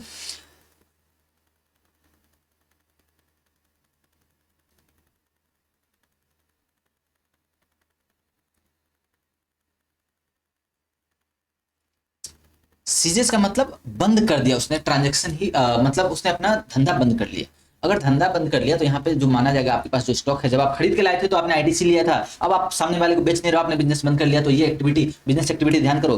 यानी ट्रांजेक्शन, अगर आप सप्लाई बिजनेस बंद होने के बाद भी अगर कुछ बेच रहे हो तो उसको भी बिजनेस एक्टिविटी बोलते हैं, यहाँ बोलते हैं कि उसको भी सप्लाई ऑफ गुड्स मान लिया जाएगा, उसको सप्लाई ऑफ गुड्स मान लिया जाएगा। यानी आपने आईटीसी तो लेके बैठे हुए हो, गवर्नमेंट ने आपको आईटीसी दिया था, क्यों? ताकि आप बिजनेस करो, आप बेच नहीं रहे हो, तो वो जबरदस्ती आपको बोलेंगे कि मैं मान लेता हूँ, आपने बेच दिया, तो सप्लाई ऑफ गुड्स माना जाएगा यहाँ पे, ठीक है। लेकिन यहाँ पे एक्सेप्शन है कि बिजनेस कैरी ट्रांसफर हुआ किस बेसिस पे? तो गोइंग कंसर्न के बेसिस पे। आपने किसी को बिजनेस ट्रांसफर कर दिया कि भैया अब तू चला ले, मैं बेच रहा हूँ अपना बिजनेस, मैं अपना धंधा बेच रहा हूँ, तो यहाँ पे क्या हुआ? इसको सप्लाई ऑफ सर्विस माना जाएगा, इसको सप्लाई ऑफ गुड्स नहीं माना जाएगा। अगर आपके बिजनेस में मान लो 5 लाख का सामान था, आपने बिजनेस छोड़ दिया, आपने बिजनेस किसी को बेच दिया, तो क्या आपने सामान भी बेच दिया? ऑब्वियसली आपने सामान भी बेच दिया, लेकिन इसके ऊपर अगर जीएसटी लगाया तो दो बार जीएसटी लग जाएगा। एक तो मैं खरीद के लाया था, जीएसटी लिया था, अब मैं दोबारा अगर पूरा का पूरा बिजनेस किसी पर्सन से मैं खरीद रहा हूँ तो मैं फिर से जीएसटी पे कर रहा हूँ, तो मेरा सामान तो ऑब्वियसली डबली चार्ज हो जाएगा। तो यहाँ पे बोलते हैं 2 बार जीएसटी नहीं लगेगा, इस एक्टिविटी को सप्लाई ऑफ सर्विस मानते हैं। और एग्जाम्पशन का जब हम नोटिफिकेशन देखते हैं तो वहाँ पे एग्जाम्पशन इन्होंने दे रखा है, इस चीज को एग्जाम्पशन के थ्रू बाहर कर दिया है, यानी यहाँ पे जीएसटी नहीं लगेगा। आप जो लेके आए थे, अब सिर्फ और सिर्फ क्या होगा? तो एक पर्सन चला गया, दूसरा पर्सन उसकी जगह आ गया, बस इतना ही सा है, बाकी बिजनेस चलता रहेगा यहाँ पे गोइंग कंसर्न का के बेसिस पे। तो यहाँ पे सप्लाई ऑफ सर्विस मानेंगे। अदरवाइज अगर बिजनेस बंद कर दिया मैंने तो सप्लाई ऑफ गुड्स, अगर बेच चलता रह गया बिजनेस, यानी सिर्फ इंसान बदल गया, तो यहाँ पे सप्लाई ऑफ सर्विस बोले जाएंगे। इसी तरीके से वो भी हो सकता है जहाँ पे आपने रिप्रेजेंटेटिव बदला, आप खुद चला रहे थे, आपके बच्चे चला रहे हैं, कोई दोस्त आप किसी को दे दिया, आपने रिप्रेजेंटेटिव बदल दिया, दुकान चलाने वाले लोग बदल गए, बिजनेस चलाने वाले लोग बदल गए, तो उससे बिजनेस को क्या फर्क पड़ता है? कुछ नहीं। Renting of immovable property, supply of services है, कंस्ट्रक्शन वगैरह है, अगर कंस्ट्रक्शन सिविल स्ट्रक्चर का हो या किसी भी चीज का हो तो इसको सर्विस बोलते हैं। कंस्ट्रक्शन की activity, construction includes repair maintenance also. तो कंस्ट्रक्शन तो सप्लाई ऑफ सर्विस है, लेकिन एक चीज ध्यान रखना, अगर ऐसा है कि कंस्ट्रक्शन इंक्लूड्स, यहाँ क्या बोला इन्होंने, इंक्लूडिंग अ कॉम्प्लेक्स और बिल्डिंग बनाते हो, अगर कोई गुड्स को इमोवल प्रॉपर्टी कब बोलते हैं, मान लो एक बिल्डिंग है, बिल्डिंग क्या होता है, इमोवल प्रॉपर्टी, लेकिन जब उसकी कंस्ट्रक्शन हो रही थी तो गवर्नमेंट बोलती है उसको मानेंगे हम कंस्ट्रक्शन की सर्विसेज। और अगर आप उस दौरान बिल्डिंग बेचते हो, उस दौरान अगर आप, यानी जब वो बिल्डिंग बन रही थी उसी समय आपने एग्रीमेंट किया और बेच दिया किसी को फ्लैट। आप देखते होगे जो ये नोएडा वगैरह में, चाहे शहरी इलाकों में बड़े बड़े बिल्डिंग बनते हैं, 25 मंजिल 30 मंजिल के बिल्डिंग बनते हैं, वो बन रहा होता है, पहले ही से एग्रीमेंट हो जाता है और बेच भी दे रहे हो, बेच रहे होते हैं, बन रहा होता है बिल्डिंग बेच रहे होते हैं, यानी बनने से पहले, कंप्लीट होने से पहले ही बिक रहे होते हैं। तो उसको सप्लाई क्या माना जाएगा, सप्लाई ऑफ, ध्यान देना मेरी बात, उसको सप्लाई ऑफ सर्विस माना जाएगा। अगर कंप्लीशन सर्टिफिकेट से पहले, कंप्लीशन सर्टिफिकेट अभी नहीं मिला है, अभी अथॉरिटी ने आपको सर्टिफिकेशन नहीं दिया, यहाँ पे रह नहीं सकते, अभी ये कंस्ट्रक्शन है, अंडर कंस्ट्रक्शन बिल्डिंग की अगर सेल होती है तो उसको सप्लाई ऑफ सर्विस मानते हैं, मानो ना मानो मानना पड़ेगा। और अगर कंस्ट्रक्ट हो गया एक बार बिल्डिंग, या फिर यहाँ लोग रहना शुरू कर चुके, दो वर्ड आते हैं कि कंप्लीशन सर्टिफिकेट और फर्स्ट ऑक्यूपेंसी, पहली बार लोग रहना शुरू कर देते हैं, तो ऐसे केस में माना जाएगा कि वहां पे अब वो बिल्डिंग कंस्ट्रक्टेड बिल्डिंग है, अब इसकी सप्लाई अगर होगी तो इमोवल प्रॉपर्टी की सप्लाई है, वो उसके ऊपर जीएसटी की चर्चा नहीं करी जाएगी, शेड्यूल 3 भी इसको बाहर कर देगा। वैसे ही नहीं माना जाएगा क्योंकि गुड्स की डेफिनेशन में नहीं आता, अगर गुड्स और सर्विस ना हो कोई ट्रांजैक्शन तो क्या सप्लाई बन सकता है, ऑब्वियसली नहीं बन सकता। तो यहाँ पे क्या कहते हैं, entire consideration after completion certificate ही लिया गया हो, एंटायर के entire consideration after completion certificate, आपने थोड़ा सा भी कंसिडरेशन का हिस्सा अगर बनते समय तक, यानी कंप्लीशन सर्टिफिकेट से पहले अगर आपने थोड़ा सा भी, पूरा का पूरा कंसिडरेशन आपने पहले ले लिया, तो यहाँ पे सप्लाई ऑफ सर्विस माना जाएगा और यहाँ जीएसटी लगेगा। और अगर पूरा का पूरा कंसिडरेशन इस कंप्लीशन के बाद, यानी कंप्लीशन किसको बोलते हैं, तो या तो कंप्लीशन सर्टिफिकेट आपको इशू हो गया हो, या फिर यहाँ पे लोग रहना शुरू कर चुके हैं, फर्स्ट टाइम लोग रहना शुरू कर दिए, तो मान लिया जाएगा कि कंस्ट्रक्ट हो गया तभी तो लोग रह रहे हैं। उसके बाद अगर आप पूरा का पूरा कंसिडरेशन अगर आपको मिल रहा है तो माना जाएगा कि ये सप्लाई ऑफ इमोवल प्रॉपर्टी हुआ है और इमोवल प्रॉपर्टी के ऊपर जीएसटी नहीं लगेगा, शेड्यूल 3 इसको बाहर कर देता है। ठीक है, 1 घंटे हो चुके हैं यार हमारे ट्रांसफर, और अभी मैं शेड्यूल 2 ही कर रहा हूँ, थोड़ा फास्ट करना पड़ेगा। टेम्परेरी ट्रांसफर किसको कहते हैं, अब टेम्परेरी ट्रांसफर नाम से पता चलता है टेम्परेरी ट्रांसफर किस चीज का हो रहा है, यहाँ पे इंटेलेक्चुअल प्रॉपर्टी राइट का। तो यहाँ पे टेम्परेरी ट्रांसफर का मतलब यूज करने के लिए किसी को आप कुछ भी दे रहे हो, इंटेलेक्चुअल प्रॉपर्टी राइट दे रहे हो, कॉपीराइट दे रहे हो, ट्रेडमार्क है, फॉर्मूला है, अगर आपकी डिजाइन है, ये सब चीजें अगर आप टेम्परेरी ट्रांसफर कर रहे हो तो यहाँ पे सप्लाई ऑफ सर्विस माना जाएगा। लेकिन अगर परमानेंट ट्रांसफर कर दिया तो सप्लाई ऑफ गुड्स माना जाएगा। उसके बाद बात करते हैं डेवलपमेंट डिजाइन वगैरह, अगर है किसी भी आईटी सॉफ्टवेयर का डेवलपमेंट डिजाइन वगैरह करते हो आप, तो इसको भी सप्लाई ऑफ सर्विस माना जाता है। डेवलपमेंट और डिजाइन अगर आप कर रहे हो, यानी कस्टमाइज डिजाइन आपके हिसाब से मैं कुछ आपको बना के दे रहा हूँ, आपके हिसाब से मैंने आपको ईआरपी डेवलप करके दे रहा हूँ क्लाइंट को, एंटरप्राइज रिसोर्स प्लानिंग या फिर अकाउंटिंग सॉफ्टवेयर, आपके अकॉर्डिंग आप जो जो चीजें कह रहे हो, मतलब कस्टम टेलर मेड जिसको बोलते हैं ना, एक होता है टेलर मेड पहले से बना बनाया, एक होता है मैंने आपके लिए बनाया, तो इसको सप्लाई ऑफ सर्विस बोलते हैं। जो बना बनाया है उसको हमने बोलेंगे, जैसे माइक्रोसॉफ्ट का आप एमएस ऑफिस का सूट लेते हो या फिर नॉर्टन का एंटीवायरस का पैकेज खरीदते हो, आप उसके अंदर कुछ नहीं करोगे, सॉफ्टवेयर होता है, आप सीधे अपने लैपटॉप के अंदर उसको इंस्टॉल करो और यूज करो, आप उसको चेंज नहीं करवा सकते। ऐसा नहीं कि माइक्रोसॉफ्ट भैया बिल गेट्स को आप मैसेज कर रहे हो कि मेरे को ये सर्विस ऐसे गलत आपने दे दिया, ये इस तरीके से दे दो, मारबो करेगा आपको, वहां पे आप चेंज नहीं करवा सकते। तो उसको बोलते हैं कैंड या पैकेज सॉफ्टवेयर, कैंड सॉफ्टवेयर या पैकेज सॉफ्टवेयर। अगर उसकी केस है, देखो कस्टमाइज सॉफ्टवेयर है तो उसको सप्लाई ऑफ सर्विस माना जाएगा, ठीक है, डिजाइन डेवलपमेंट वगैरह जो भी है तो इसको सप्लाई ऑफ सर्विस ही माना जाएगा। लेकिन अगर वो पहले से बना बनाया है, बिक रहा है, आप उसके अंदर चेंज नहीं करवा सकते, तो उसको सप्लाई ऑफ गुड्स मानेंगे, अगर वो बिक रहा है तो। लेकिन अगर वो बिक इस वजह से नहीं रहा, बिक कैसे रहा, वन टाइम पेमेंट में नहीं, वो आपको क्या करते हैं, पीरियडिकल लाइसेंस वगैरह, लाइसेंस फी दे रहे हैं, आपको दे तो दिया कि आप डाउनलोड कर लो लैपटॉप के अंदर, लेकिन आप उसको यूज नहीं कर सकते। यूज करने के लिए आपको मंथली या क्वार्टरली या फिर हाफ ईयरली या yearly something like that payment आप देते रहोगे, तो रिन्यू करेगा वो सर्विस, फिर आप 6 महीने के लिए यूज कर सकते हो। जैसे आप एडोब का सॉफ्टवेयर का लाइसेंस लोगे, एडोब पीडीएफ रीडर के लिए आप क्या करते हो, मान लो आपने 500 रुपए दिए कि 1 साल यूज कर सकते हो, फिर 1 साल बाद आपको फिर 500 रुपए देने पड़ेंगे, तो वो क्या है, उसको सप्लाई ऑफ सर्विस बोलेंगे, क्योंकि वो आपको रेंटल दे रहा है, एक तरीके से रेंट पे दे रहा है कि 6 महीने के लिए आप यूज कर लो, कोई दिक्कत। तो यहाँ पे डिजाइन डेवलपमेंट अगर आप पर्सनली बना कर दे रहे हो तो ये सप्लाई ऑफ सर्विस माना जाएगा। अब मेन चीज आ जाती है agreeing to the obligation to refrain from an act और टॉलरेट एन एक्ट, यानी 3 चीजें यहाँ पे आ जाती है। क्या क्या है, तो डिफरेन करने की, यानी कोई काम ना करने के बदले में अगर आपको कोई, आपका एग्रीमेंट कैसा है कि आप कोई काम ना करो, तो क्या उसको माना जाएगा सप्लाई ऑफ सर्विस। कोई काम करने के बदले, कोई काम ना करने के, या फिर कोई काम बर्दाश्त करने के, कोई एक्टिविटी, कोई टॉर्चर आपको बर्दाश्त करना है, तो उसके बदले अगर आपको पैसा मिल रहा है तो इसको सप्लाई ऑफ सर्विस बोलेंगे। जनरल एग्जांपल एक है कि मैं एक केबल ऑपरेटर हूं, मैं एक एरिया में काम कर रहा हूं, यहाँ पे है कौन, सुखाराम। सुखाराम एक पर्टिकुलर एरिया के अंदर केबल ऑपरेटर का काम करता है, ठीक है। वो आत्माराम को बोलता है भैया तू मेरे एरिया में काम मत कर, तू उधर ही रह, मैं तेरे को पैसे दे रहा हूं, तू इधर मत आ, मेरे एरिया में तू अपना फैलाव मत करो। तो अगर मैं पैसे दे रहा हूं उसको कोई काम ना करने के पैसे, यानी रिफ्रेनिंग फ्रॉम एन एक्टिविटी, कोई काम ना करने के पैसे दे रहा हो तो कोई उसको बोलेंगे, उसको भी सप्लाई माना जाएगा, उसको सप्लाई ऑफ सर्विस माना जाएगा। यहाँ पर एक बहुत डिटेल वो आएगी, लेकिन इससे पहले हम देखते, चलो इसी को पहले करते हैं, थोड़ा जल्दी से करेंगे इसको, ज़्यादा इस पर टाइम नहीं लगाएंगे। क्या होता है देखो, agreeing to obligation to refrain from an act, tolerate an act, या obligation to do an act. इसके एग्जाम्पल क्या क्या है? तो जैसे रिफ्रेन का एग्जाम्पल उन्होंने एक तो मैंने ऊपर दे रखा था, नॉन कॉम्पिट फी वगैरह देते हैं।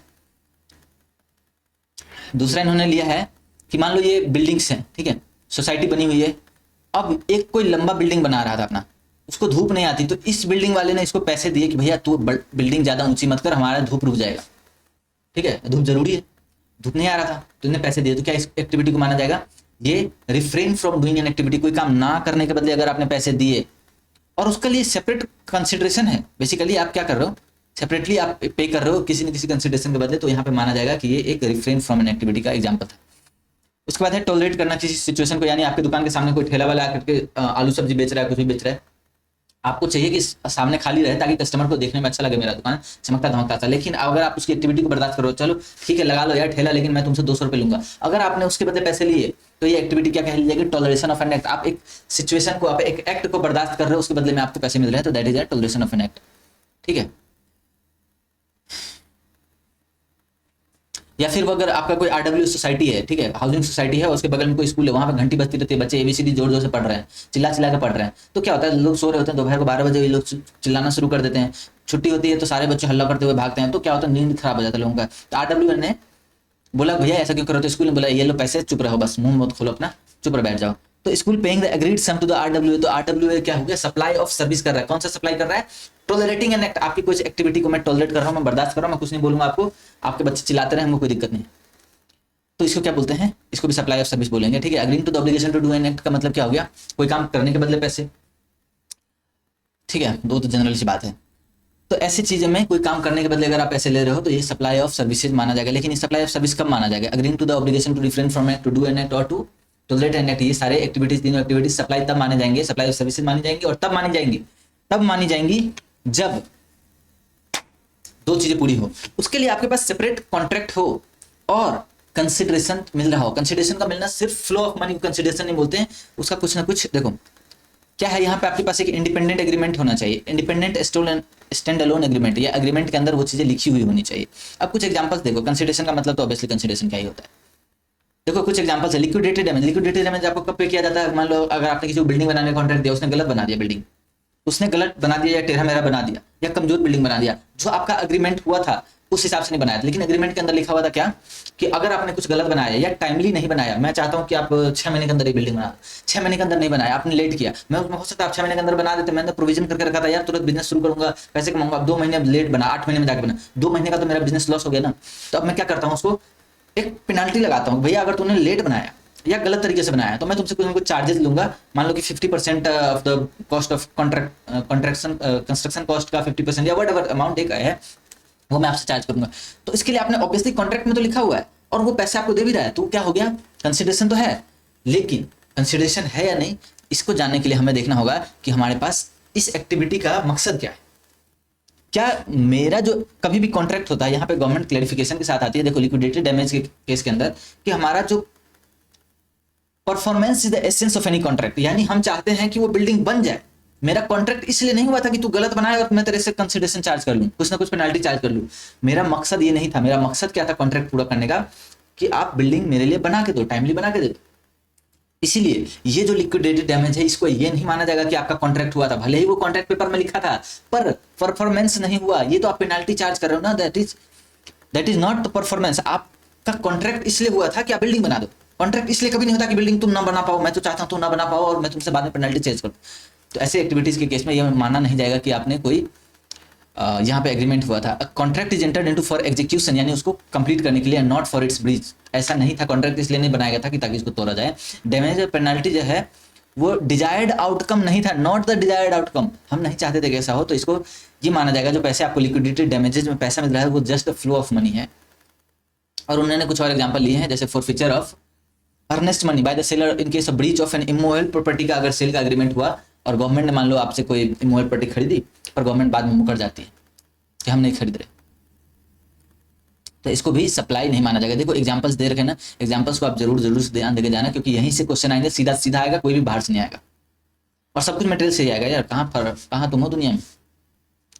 तो यहाँ पे की क्या है कि payment constitute consideration for another independent contract हो तो उसके बदले कुछ ना कुछ पैसा मिल रहा हो। लेकिन देखो कई बार जनरली बिजनेस, ये वर्ड ध्यान से देखना, generally these facilities are provided by all businesses, facility की तरह अगर दे रहे हैं कि अगर आप चाहो ना तो एक काम करो, टूर का पैकेज आप बुक कर रहे हो ना, तो 500 रुपये एडवांस दे दो, बाद में जब आप चार्ज करो पूरा का पूरा टूर आप बुक करवाओगे ना, तब मैं आप बाकी पैसे बाद में देना। तो आपने कुछ ना कुछ एडवांस मनी ले लिया और बाद में आपका मन हुआ कि नहीं मैं नहीं जा रहा, तो वो क्या करते हैं, टूर कंपनी वाले आपके 500 रुपये को फॉरफिट कर लेते हैं। तो क्या इस केस में ये एक जनरल फैसिलिटी दी गई है, यहाँ पे आप पहले वाले केस से कंपेरिजन नहीं कर सकते। वहां पे हमारा मकसद था कि बिल्डिंग बन जाए, यहाँ पे भी मकसद है कि मेरा टूर वो कंप्लीट हो जाए, लेकिन आपके पास एक फैसिलिटी दे दी, अगर आप चाहो तो सिर्फ 500 रुपये का आपका लॉस है, आप छोड़ दो, टूर नहीं करना चाहते हो तो कैंसिल करवा लो, कोई दिक्कत नहीं है। तो यहाँ पे एक्टिविटीज कई सारे दे रखे हैं, ये आपको पढ़ना पड़ेगा।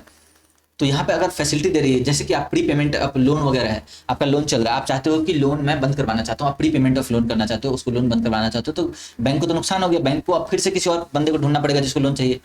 आपने 10 साल के लिए लोन लिया था, आपने 6 साल में वापस कर दिया, तो बैंक अगर आपसे कुछ प्री पेमेंट चार्जेस कलेक्ट करती है तो उस एक्टिविटी के अंदर आपको माना जाएगा ये सप्लाई हुआ है, क्योंकि ये एक बिजनेस फैसिलिटी देती है। चलो ठीक है, आपको करना है पेमेंट, तो कुछ ना कुछ चार्ज एक्स्ट्रा पे कर दो और कर दो पेमेंट, कोई दिक्कत नहीं है। तो यहाँ पे एक फैसिलिटी अगर अलाउ कर रहा हो तो वहाँ पे माना जाएगा कि सप्लाई माना जाएगा इसको। फिर है चेक डिजॉनर फी। अब चेक डिजॉनर करवाना मेरा मकसद नहीं होता है, ठीक है, उसके बदले अगर डिजॉनर हो गया तो मैं कुछ ना कुछ पेनाल्टी चार्ज करता हूँ, दैट इज सबक सिखाने के लिए। मैं टॉलरेट नहीं करना चाहता था इस एक्टिविटी को, ये तो टॉलरेट में कर ही नहीं रहा हूँ ना, मैं बर्दाश्त नहीं करना चाह रहा, इसलिए मैं पेमेंट पेनाल्टी लगा रहा हूँ, तो यहाँ पे इसको भी सप्लाई नहीं माना जाए। फाइन और पेनाल्टी जो है ये कंसिडरेशन नहीं ट्रीट किया जाएगा, क्योंकि ऑब्वियसली आप नहीं चाहते थे कि ऐसा कुछ हो, तो इसको कंसिडरेशन नहीं माना जाएगा। और मैंने ऑब्वियसली बताया आपको क्या कि 2 चीजें फुलफिल होना चाहिए, या आपके पास सेपरेट एग्रीमेंट हो और कॉन्ट्रैक्ट होना चाहिए, तभी agreeing to the do an act और टॉलरेट एन एक्ट, और फॉर कोई काम ना करने के बदले पैसे आप सिर्फ तभी कंसिडरेशन होना जरूरी है, तभी वो सप्लाई माना जाएगा। Penalty impose for violation of law, अगर आप कोई कानून तोड़ते हो उसके बदले आपसे कुछ रोड ट्रैफिक का नियम आप तोड़ते हो, आप गाड़ी लेके नहीं जा रहे, हेलमेट लगा के नहीं जा रहे, लाइसेंस लेके नहीं जा रहे, तो वहां पे वो आपको लॉ तोड़ने के बदले पैसे ले रहे। इसका ये मतलब नहीं कि आप लॉ तोड़ दो और पैसे दे दो गवर्नमेंट को, गवर्नमेंट वो आपको चाहती है डिमोट करना, आप ऐसी एक्टिविटी ना करो, इसलिए वो पैसे चार्ज कर रहे, तो उसको भी वहां पे कोई आपका एग्रीमेंट नहीं हुआ गवर्नमेंट के साथ कि मैं बिना हेलमेट के जाऊंगा बस तुमको पैसे दे दूंगा, ऐसा कोई एग्रीमेंट नहीं होता है, इसलिए इसको सप्लाई नहीं माना जाएगा, ठीक है। डिस्करेज सच नॉन सीरियस कैंडिडेट्स वगैरह है, तो सेम चीजें हैं कि अगर कोई एम्प्लॉयमेंट कॉन्ट्रैक्ट के अंदर भी होता है कि 6 महीने का बॉन्ड, अगर आपने 6 महीने से पहले छोड़ दिया तो मैं आपका 1 महीने का सैलरी रिटेन कर लूंगा, या आपसे कुछ ना कुछ चार्जेस कलेक्ट करूंगा, तो उसको भी है क्या, वो इसलिए कहते हैं कि भाई अगर तुम सीरियस नहीं हो तो आयो मत। नॉन सीरियस कैंडिडेट को हम चाहते हैं डिस्करेज करना कि तुम आओ ही मत, जो सीरियसली सच में इस पोजीशन के लायक हो वही लोग आओ, बाकी लोग मत आओ। तो ऐसे केसेस के अंदर भी हम employee does not get anything return, employee को कुछ मिलता नहीं, बदले वो पैसे 1 महीने का जरूर देके चला जाता है, तो उसको भी सप्लाई नहीं माना जाएगा। लेट पेमेंट सर चार्जेस, फिर लेट पेमेंट तो ऑब्वियसली मैंने आपको बताया ये एक फैसिलिटी की तरह काम करता है, जिसको चाहिए लेट पेमेंट कर दो, कुछ ना कुछ आपने मान लो बिजली बिल आपको देना था 10 तारीख तक, आपने दिया 15 को, तो कुछ ना कुछ लेट फी 20 रुपये चार्ज लगाते हैं और फिर बोलते ठीक है उसके बाद भी दे सकते हो, यानी फैसिलिटी दिया उन्होंने, तो ऑब्वियसली इसके ऊपर सप्लाई माना जाएगा जिसके लिए। और सभी चीज़ों में ध्यान रखना, ये सारी एक्टिविटी सप्लाई तो बन जाएंगी, लेकिन अगर सप्लाई प्रिंसिपल सप्लाई का सप्लाई क्या था उसी का इसको भी रेट लगेगा, अगर वो एग्जेम्प्ट था तो ये भी एग्जेम्प्ट होगा, अगर उस पर प्रिंसिपल सप्लाई के ऊपर ये कंपोजिट सप्लाई की तरह काम करे। कंपोजिट सप्लाई क्या होता है अभी देखेंगे थोड़ा देर में। और फिक्स चार्जेस ऑफ, ये बेकार का पॉइंट है। कैंसिलेशन चार्जेस, ये भी एक facility of cancellation intended to the supplier on payment of the cancellation fee, तो फैसिलिटी अगर दे रहे हो तो ऑब्वियसली यहाँ पे भी सप्लाई माना जाएगा। देखो एक चीज बता रहा हूँ, मेरे बुक में जो हाईलाइटेड है, आप चाहो तो आप भी हाईलाइट कर सकते हो, सिर्फ इतना हाईलाइट कर लो, 2 बार 3 बार वीडियो देखो, मजा ही आ जाएगा।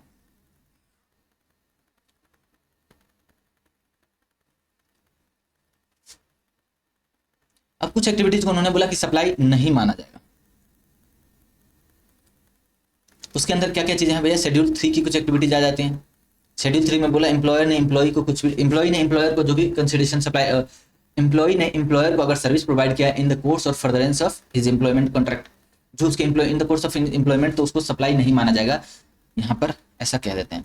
और वो कौन सा हो सकते हैं, तो भैया कैजुअल वर्कर वगैरह जो है, जो डेली मजदूरी पे काम करते हैं, उनकी भी एक्टिविटीज को माना जाएगा कि शेड्यूल 3 के जीएसटी के दायरे से बाहर है।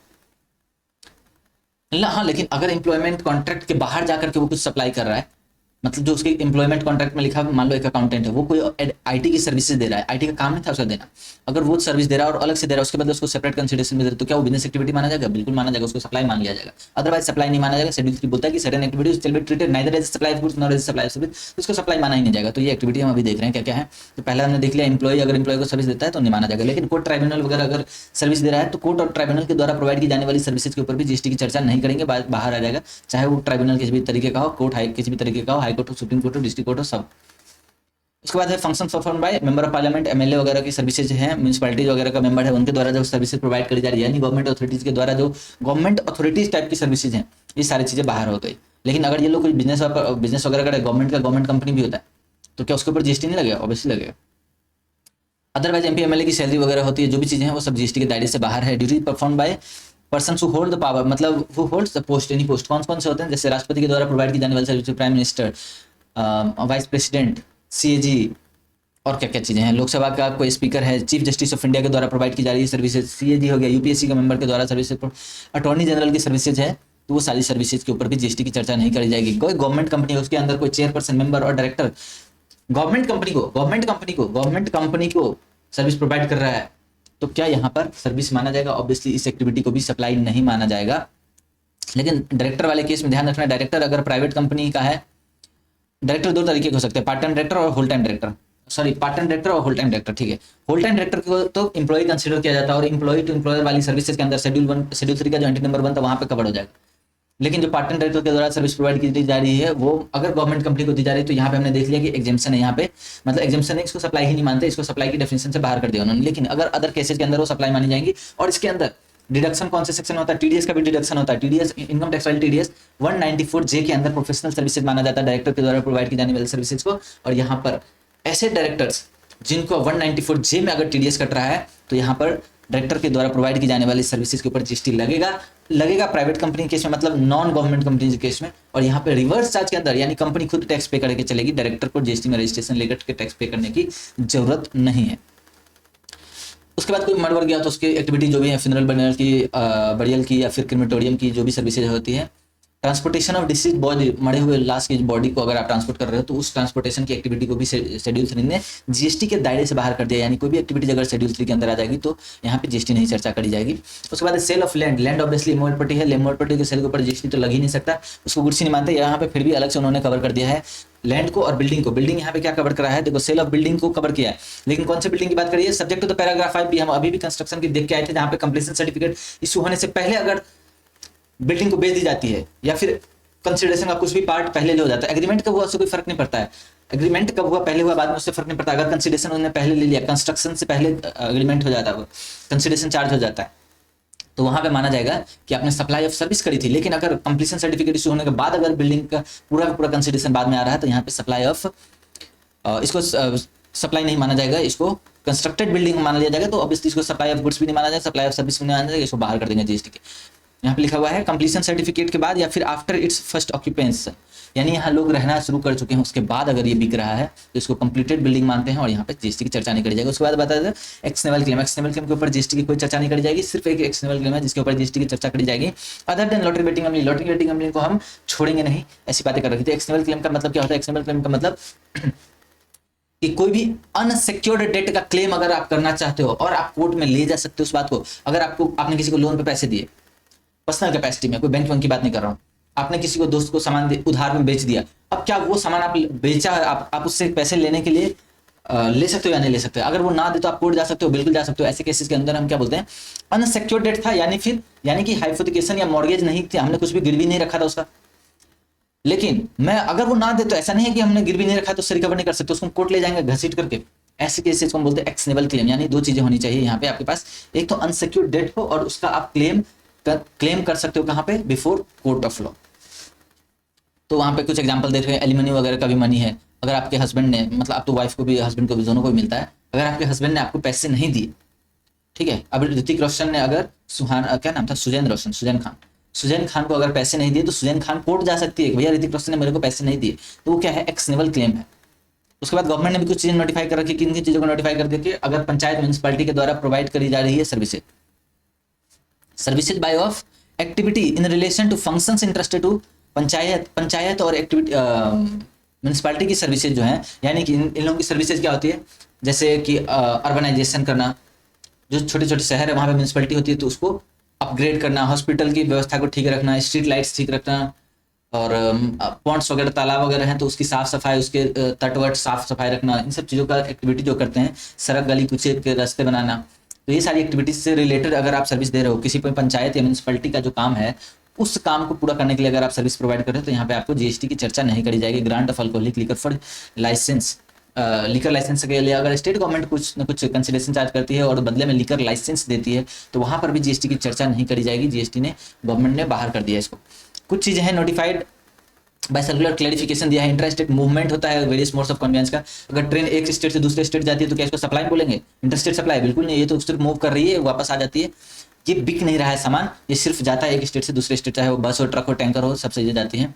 फॉर रिपेयर मेंटेनेंस के लिए जा रही हो या फिर कैरिंग गुड्स और पैसेंजर लेकर के जाती है तो यहाँ पर तो सप्लाई नहीं बोला जाएगा। लेकिन अगर हम एक्चुअली में सच में सप्लाई कर दिया जाएगा, except in cases where such movement is for further supply, सच में बेचने के लिए ही अगर हम ट्रक ले जा रहे हैं और बेच रहे हैं उस स्टेट के अंदर ले जाके, तो क्या उसको हम सप्लाई बोलेंगे? तो उसको इंटरस्टेट सप्लाई बोलेंगे। लेकिन ट्रक गया सामान लेकर के, तो वो जो एक्टिविटी जो हुआ, मान लो कि अगर वो बालू या फिर गिट्टी, लोहे की छड़िया सड़िया, ईंट लेकर के गया तो वो ईंट का जो सप्लाई है उसके ऊपर जीएसटी लगेगा। लेकिन जो ट्रक जो लेकर के गया और आ गया ट्रक, तो क्या इस ट्रक को सप्लाई कर दिया मैंने, ट्रक को बेचा, ऑब्वियसली ट्रक नहीं बिकेगा यहाँ पे, तो उसको भी सप्लाई नहीं माना जाएगा। लेकिन रिग्स टूल्स एंड स्पेयर्स अगर जाते हैं किसी, मान लो कि कुछ रिपेयरिंग कराने हैं किसी स्टेट के अंदर, ठीक है, अगर आप वहां पे अपना क्रेन या फिर अपनी व्हीकल के ऊपर सारे सामान लेकर के जाते हो, टूल्स वगैरह लेकर के जाते हो, वहां पे आप सामान ठीक करते हो और वापस आ जाते हो, तो ये जो एक्टिविटी आपने करी रिपेयर मेंटेनेंस की, ये तो सप्लाई है। लेकिन जो आप सामान लेकर के गए थे और लेकर के वापस आ गए, तो क्या ये भी एक सप्लाई था? ऑब्वियसली सप्लाई नहीं था, ये तो हम वापस लेकर के आ ही गए।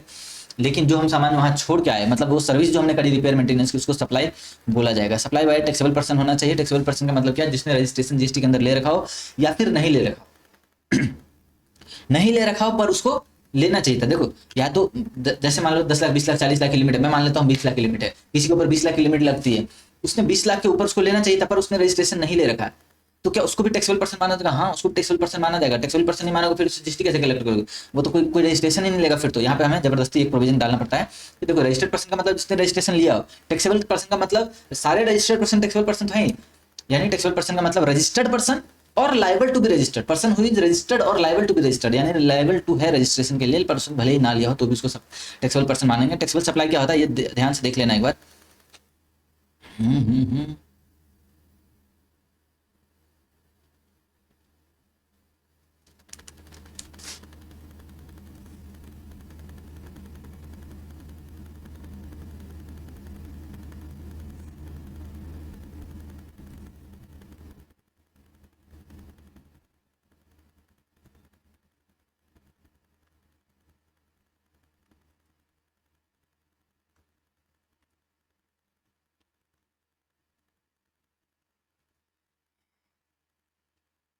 देखो, टैक्सेबल सप्लाईज का मतलब क्या बोला मैंने? जिस चीज के ऊपर भी टैक्स लगा सकते हो आप, सब कुछ टैक्सेबल है।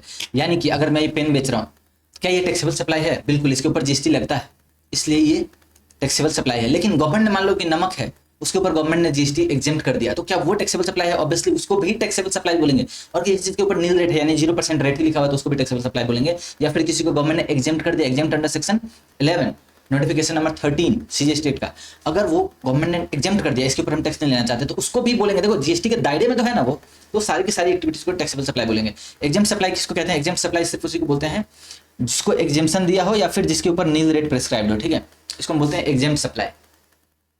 टैक्सेबल और एग्जेम्प्ट समझ में आया? एक होता है नॉन टैक्सेबल सप्लाई। देखो, इसको दोनों चीजें बोलती है। नॉन टैक्सेबल सप्लाई यानी जैसे कि alcoholic liquor for human consumption और 5 पेट्रोलियम प्रोडक्ट्स है, पेट्रोलियम प्रोडक्ट्स के ऊपर जीएसटी नहीं लगता। Petroleum products non taxable supply होता है, यानी जीएसटी के दायरे से ही बाहर है। लेकिन गवर्नमेंट ने एक लोचा ऐसा डाल दिया कि एग्जेम्प्ट सप्लाई की भी डेफिनेशन में डाल दिया, नॉन टैक्सेबल सप्लाई को भी हम एग्जेम्प्ट सप्लाई बोलेंगे, ऐसा गवर्नमेंट बोल देती है। तो क्या ही करेंगे, अब गवर्नमेंट कहती है तो आपको मानना तो पड़ेगा।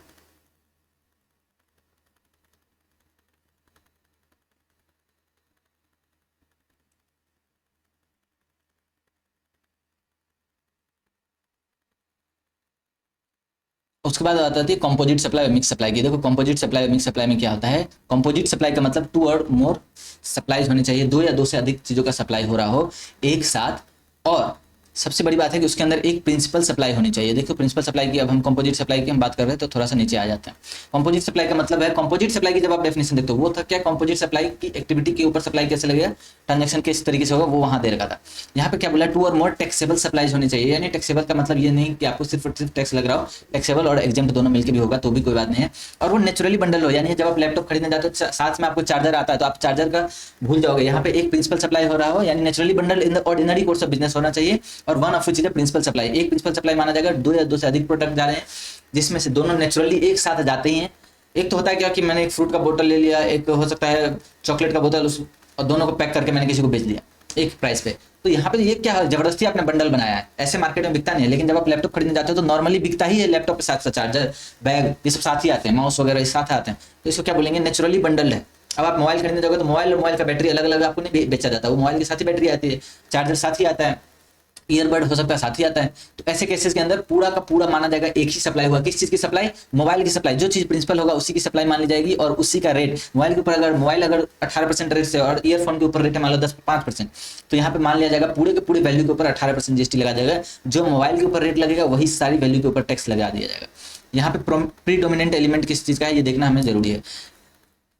और बंडल जो है वो नेचुरली होना चाहिए, यानी बंडल नेचुरली कैसे हम जानते हैं, तो परसेप्शन ऑफ कस्टमर क्या है किसी भी चीज को लेकर के। अगर आप मोबाइल फोन खरीदने जाते हो बैटरी साथ में आती है तो कस्टमर को भी पता है कि बैटरी साथ में आएगी। Majority of the service provided in particular area उसी तरीके से बेचा जाता है। कैटरिंग ऑन बोर्ड, मतलब अगर आप ट्रेन पे जाते हो या एरोप्लेन में जाते हो तो आपको साथ में खाना दिया जाता है। तो पूरे के पूरी वैल्यू के ऊपर माना जाएगा कि ट्रांसपोर्टेशन सर्विसेज है, भाई ट्रांसपोर्टेशन ऑफ पैसेंजर है और उसी एक्टिविटी के ट्रांसपोर्टेशन ऑफ पैसेंजर के ऊपर 5% अगर जीएसटी लग रहा होगा तो फूड के ऊपर भी 5% लगेगा। अगर ट्रांसपोर्टेशन के ऊपर 18% जीएसटी लगेगा तो फूड के ऊपर भी 18% जीएसटी लगेगा। यानी मेन एक्टिविटी आपका क्या था वो देखना जरूरी है।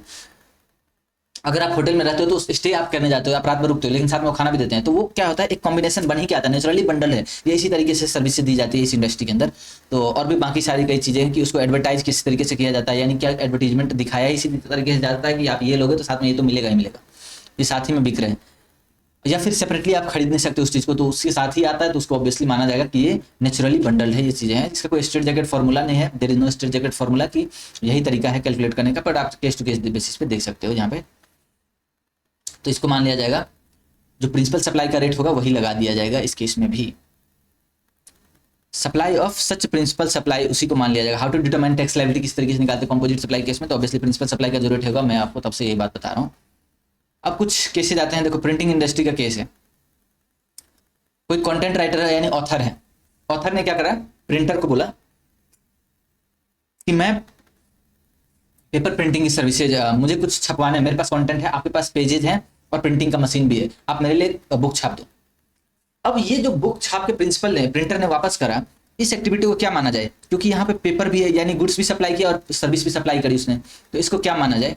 तो यहाँ पे गवर्नमेंट क्लैरिफिकेशन देती है कि ऐसे केसेज में अगर ऑथर के पास कंटेंट है, जो कंटेंट के बिना आपका पेपर जो है वो किसी काम का नहीं था। यहाँ पे जो सप्लायर कौन है, ये सप्लाई कर रहा है सर्विसेज, इस एक्टिविटी को प्रिंटिंग को गवर्नमेंट मानती है कि ये आपका प्रिंसिपल सप्लाई है, आप यही सप्लाई करना चाह रहे थे, आपका मेन काम है। आप प्रिंटिंग सिर्फ किस चीज पे करोगे, तो ऑब्वियसली आपको पेपर तो रखना ही पड़ेगा, पर आप मेन एक्टिविटी जो है वो आपका प्रिंटिंग का है, आप प्रिंटिंग प्रेस हो भैया, तो आपकी एक्टिविटी को प्रिंटिंग की मानी जाएगी।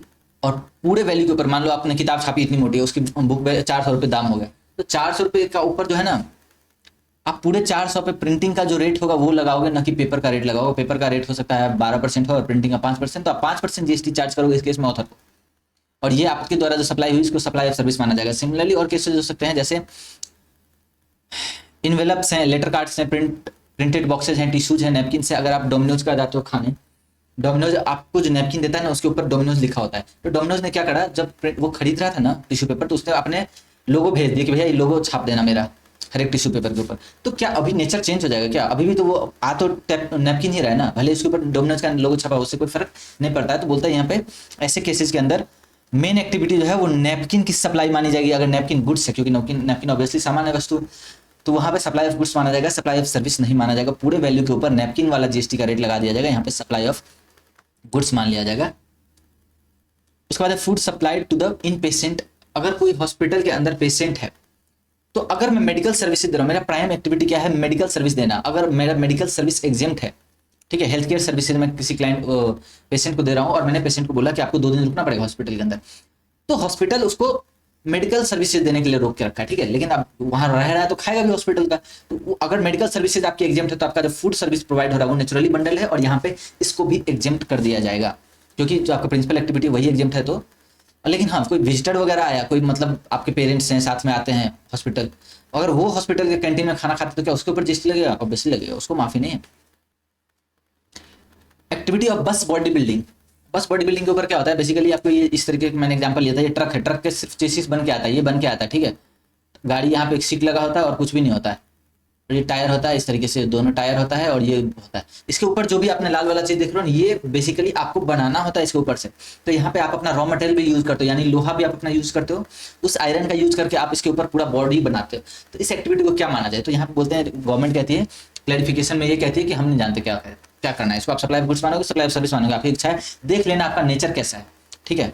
तो वहाँ पे सप्लाई ऑफ गुड्स और services, there is a supply of goods and services, thus classification of composite supply as goods and services. Composite supply तब माना जाएगा वो depend on which supply the principal supply. तो आपको देखना है कि प्रिंसिपल सप्लाई क्या हो, प्रिंसिपल सप्लाई गुड्स का है या सर्विस का है, आपको देखना है, क्योंकि आप सर्विस भी दे रहे हो, यानी कंस्ट्रक्शन की सर्विस, उसके ऊपर आप कंस्ट्रक्ट करोगे, लेकिन आप अपना रॉ मटेरियल भी यूज कर रहे हो, तो आपका प्रिंसिपल सप्लाई क्या है वो आप जानो। रीट्रेडिंग ऑफ टायर्स क्या होता है? अगर आप पुराने टायर से वो टायर घिस चुका है, उसके ऊपर आप नया टायर का लेयर चढ़ा देते हो, आप उस टायर को क्या माना जाएगा? रिट्रेडिंग की एक्टिविटी क्या माना जाएगा? तो यहाँ बोलते हैं सप्लाई ऑफ गुड्स माना जाएगा या supply of service. Supply of service तब माना जाएगा जब मैं खुद गाड़ी लेकर के गया, मेरे पास खुद का टायर था लेकिन वो घिसा हुआ था, मैंने बोला इसके ऊपर रिट्रीट कर दो। तो ये एक्टिविटी क्या है? मेरा खुद का टायर था, मैं गाड़ी लेकर के गया हूँ और मैंने बोला रिट्रीट कर दे, नया टायर लगा ले, बारिश में तो फिसल जाता है भैया, तो इसके ऊपर उसने लगाया सप्लाई ऑफ सर्विस है। लेकिन अगर मैंने इसको बोला कि मेरे पास तो गाड़ी है पर उसका टायर ही नहीं है, टायर कोई चोर उठा के ले गया, मेरे को एक टायर दे दे और उसके ऊपर रिट्रीट करके टायर दे दे, मतलब नया कर दे, कोई पुराना टायर है तेरे पास वो दे दे मेरे को, उसके ऊपर रिट्रीडिंग करके दे दे। तो यहाँ पे मैं पूरा का पूरा चीज उससे खरीद रहा हूँ, तो ये सप्लाई ऑफ गुड्स माना जाएगा, हमारे पास खुद का टायर भी नहीं था। मिक्स सप्लाई क्या बोलते हैं? टू और मोर इंडिविजुअल सप्लाईज है, लेकिन ध्यान देना यहाँ पे मिक्स सप्लाई टू और मोर इंडिविजुअल सप्लाई यहाँ पे भी है। यहाँ पे सिंगल प्राइस पे बिक रहा होना जरूरी है और वो कंपोजिट सप्लाई ना हो। सबसे पहले कोई भी एक्टिविटी को जब भी हम देखें दो या दो से अधिक चीजों को सप्लाई हो रहा है तो मैं सबसे पहले ये देखूंगा क्या ये कंपोजिट सप्लाई है। अगर ये कंपोजिट है यानी नेचुरली बंडल है तब तो गया भाई, तब तो कंपोजिट सप्लाई है। अगर वो नेचुरली बंडल नहीं है तो फिर इसको मैं मिक्स सप्लाई मान लूंगा। अगर वो सिंगल प्राइस पे सेल हो रहा है, यानी मैंने एक डब्बे के अंदर क्या क्या चीजें बंद कर दी भैया,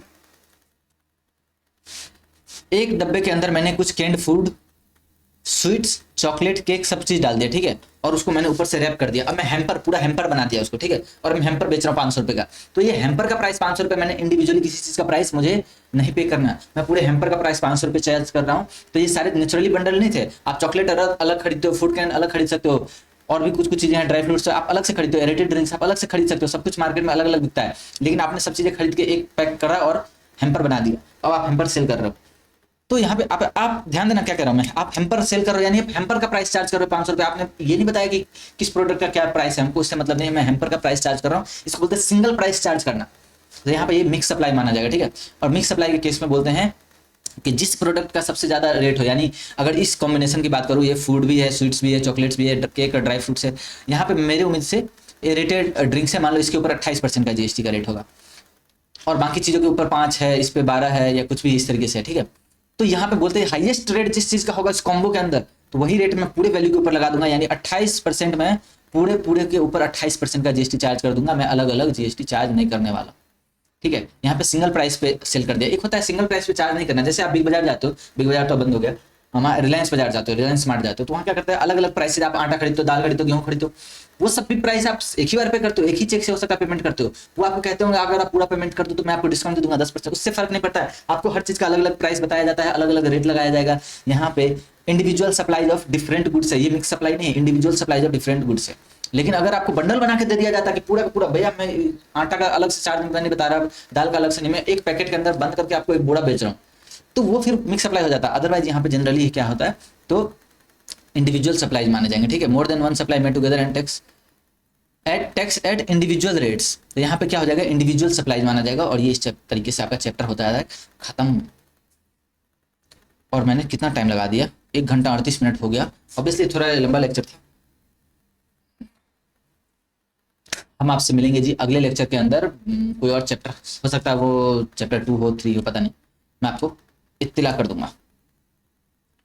हम मिलते हैं आपसे अगले लेक्चर के अंदर। आशा करता हूँ आपको ये रिवीजन लेक्चर बहुत पसंद आया। अगर पसंद आ रहा है तो आप दोस्तों के साथ भी शेयर करते रहना, लाइक कमेंट करना हो तो करते रहना, कोई दिक्कत हो तो कमेंट बॉक्स में ऑब्वियसली आप पूछ सकते हो। अगर, और मैंने क्लासेस की आपको ऑब्वियसली जानकारी दे दी है, क्लासेस मेरी ऑलरेडी लाइव चल रही है। अगर आप में से किसी ने नहीं ली है क्लासेस तो आप ले सकते हो। नवंबर 23 के लिए क्लासेस सी एंटर के जीएसटी की चल रही है, लाइव चल रही है, आप उसकी रिकॉर्डिंग देख सकते हो। अगर आप ऑब्वियसली अब ज्वाइन करोगे तब तो नहीं देख सकते ना, तो वो आप वैसा भी कर सकते हो। चलो जी, मिलते हैं आपसे अगले लेक्चर के अंदर। Bye bye.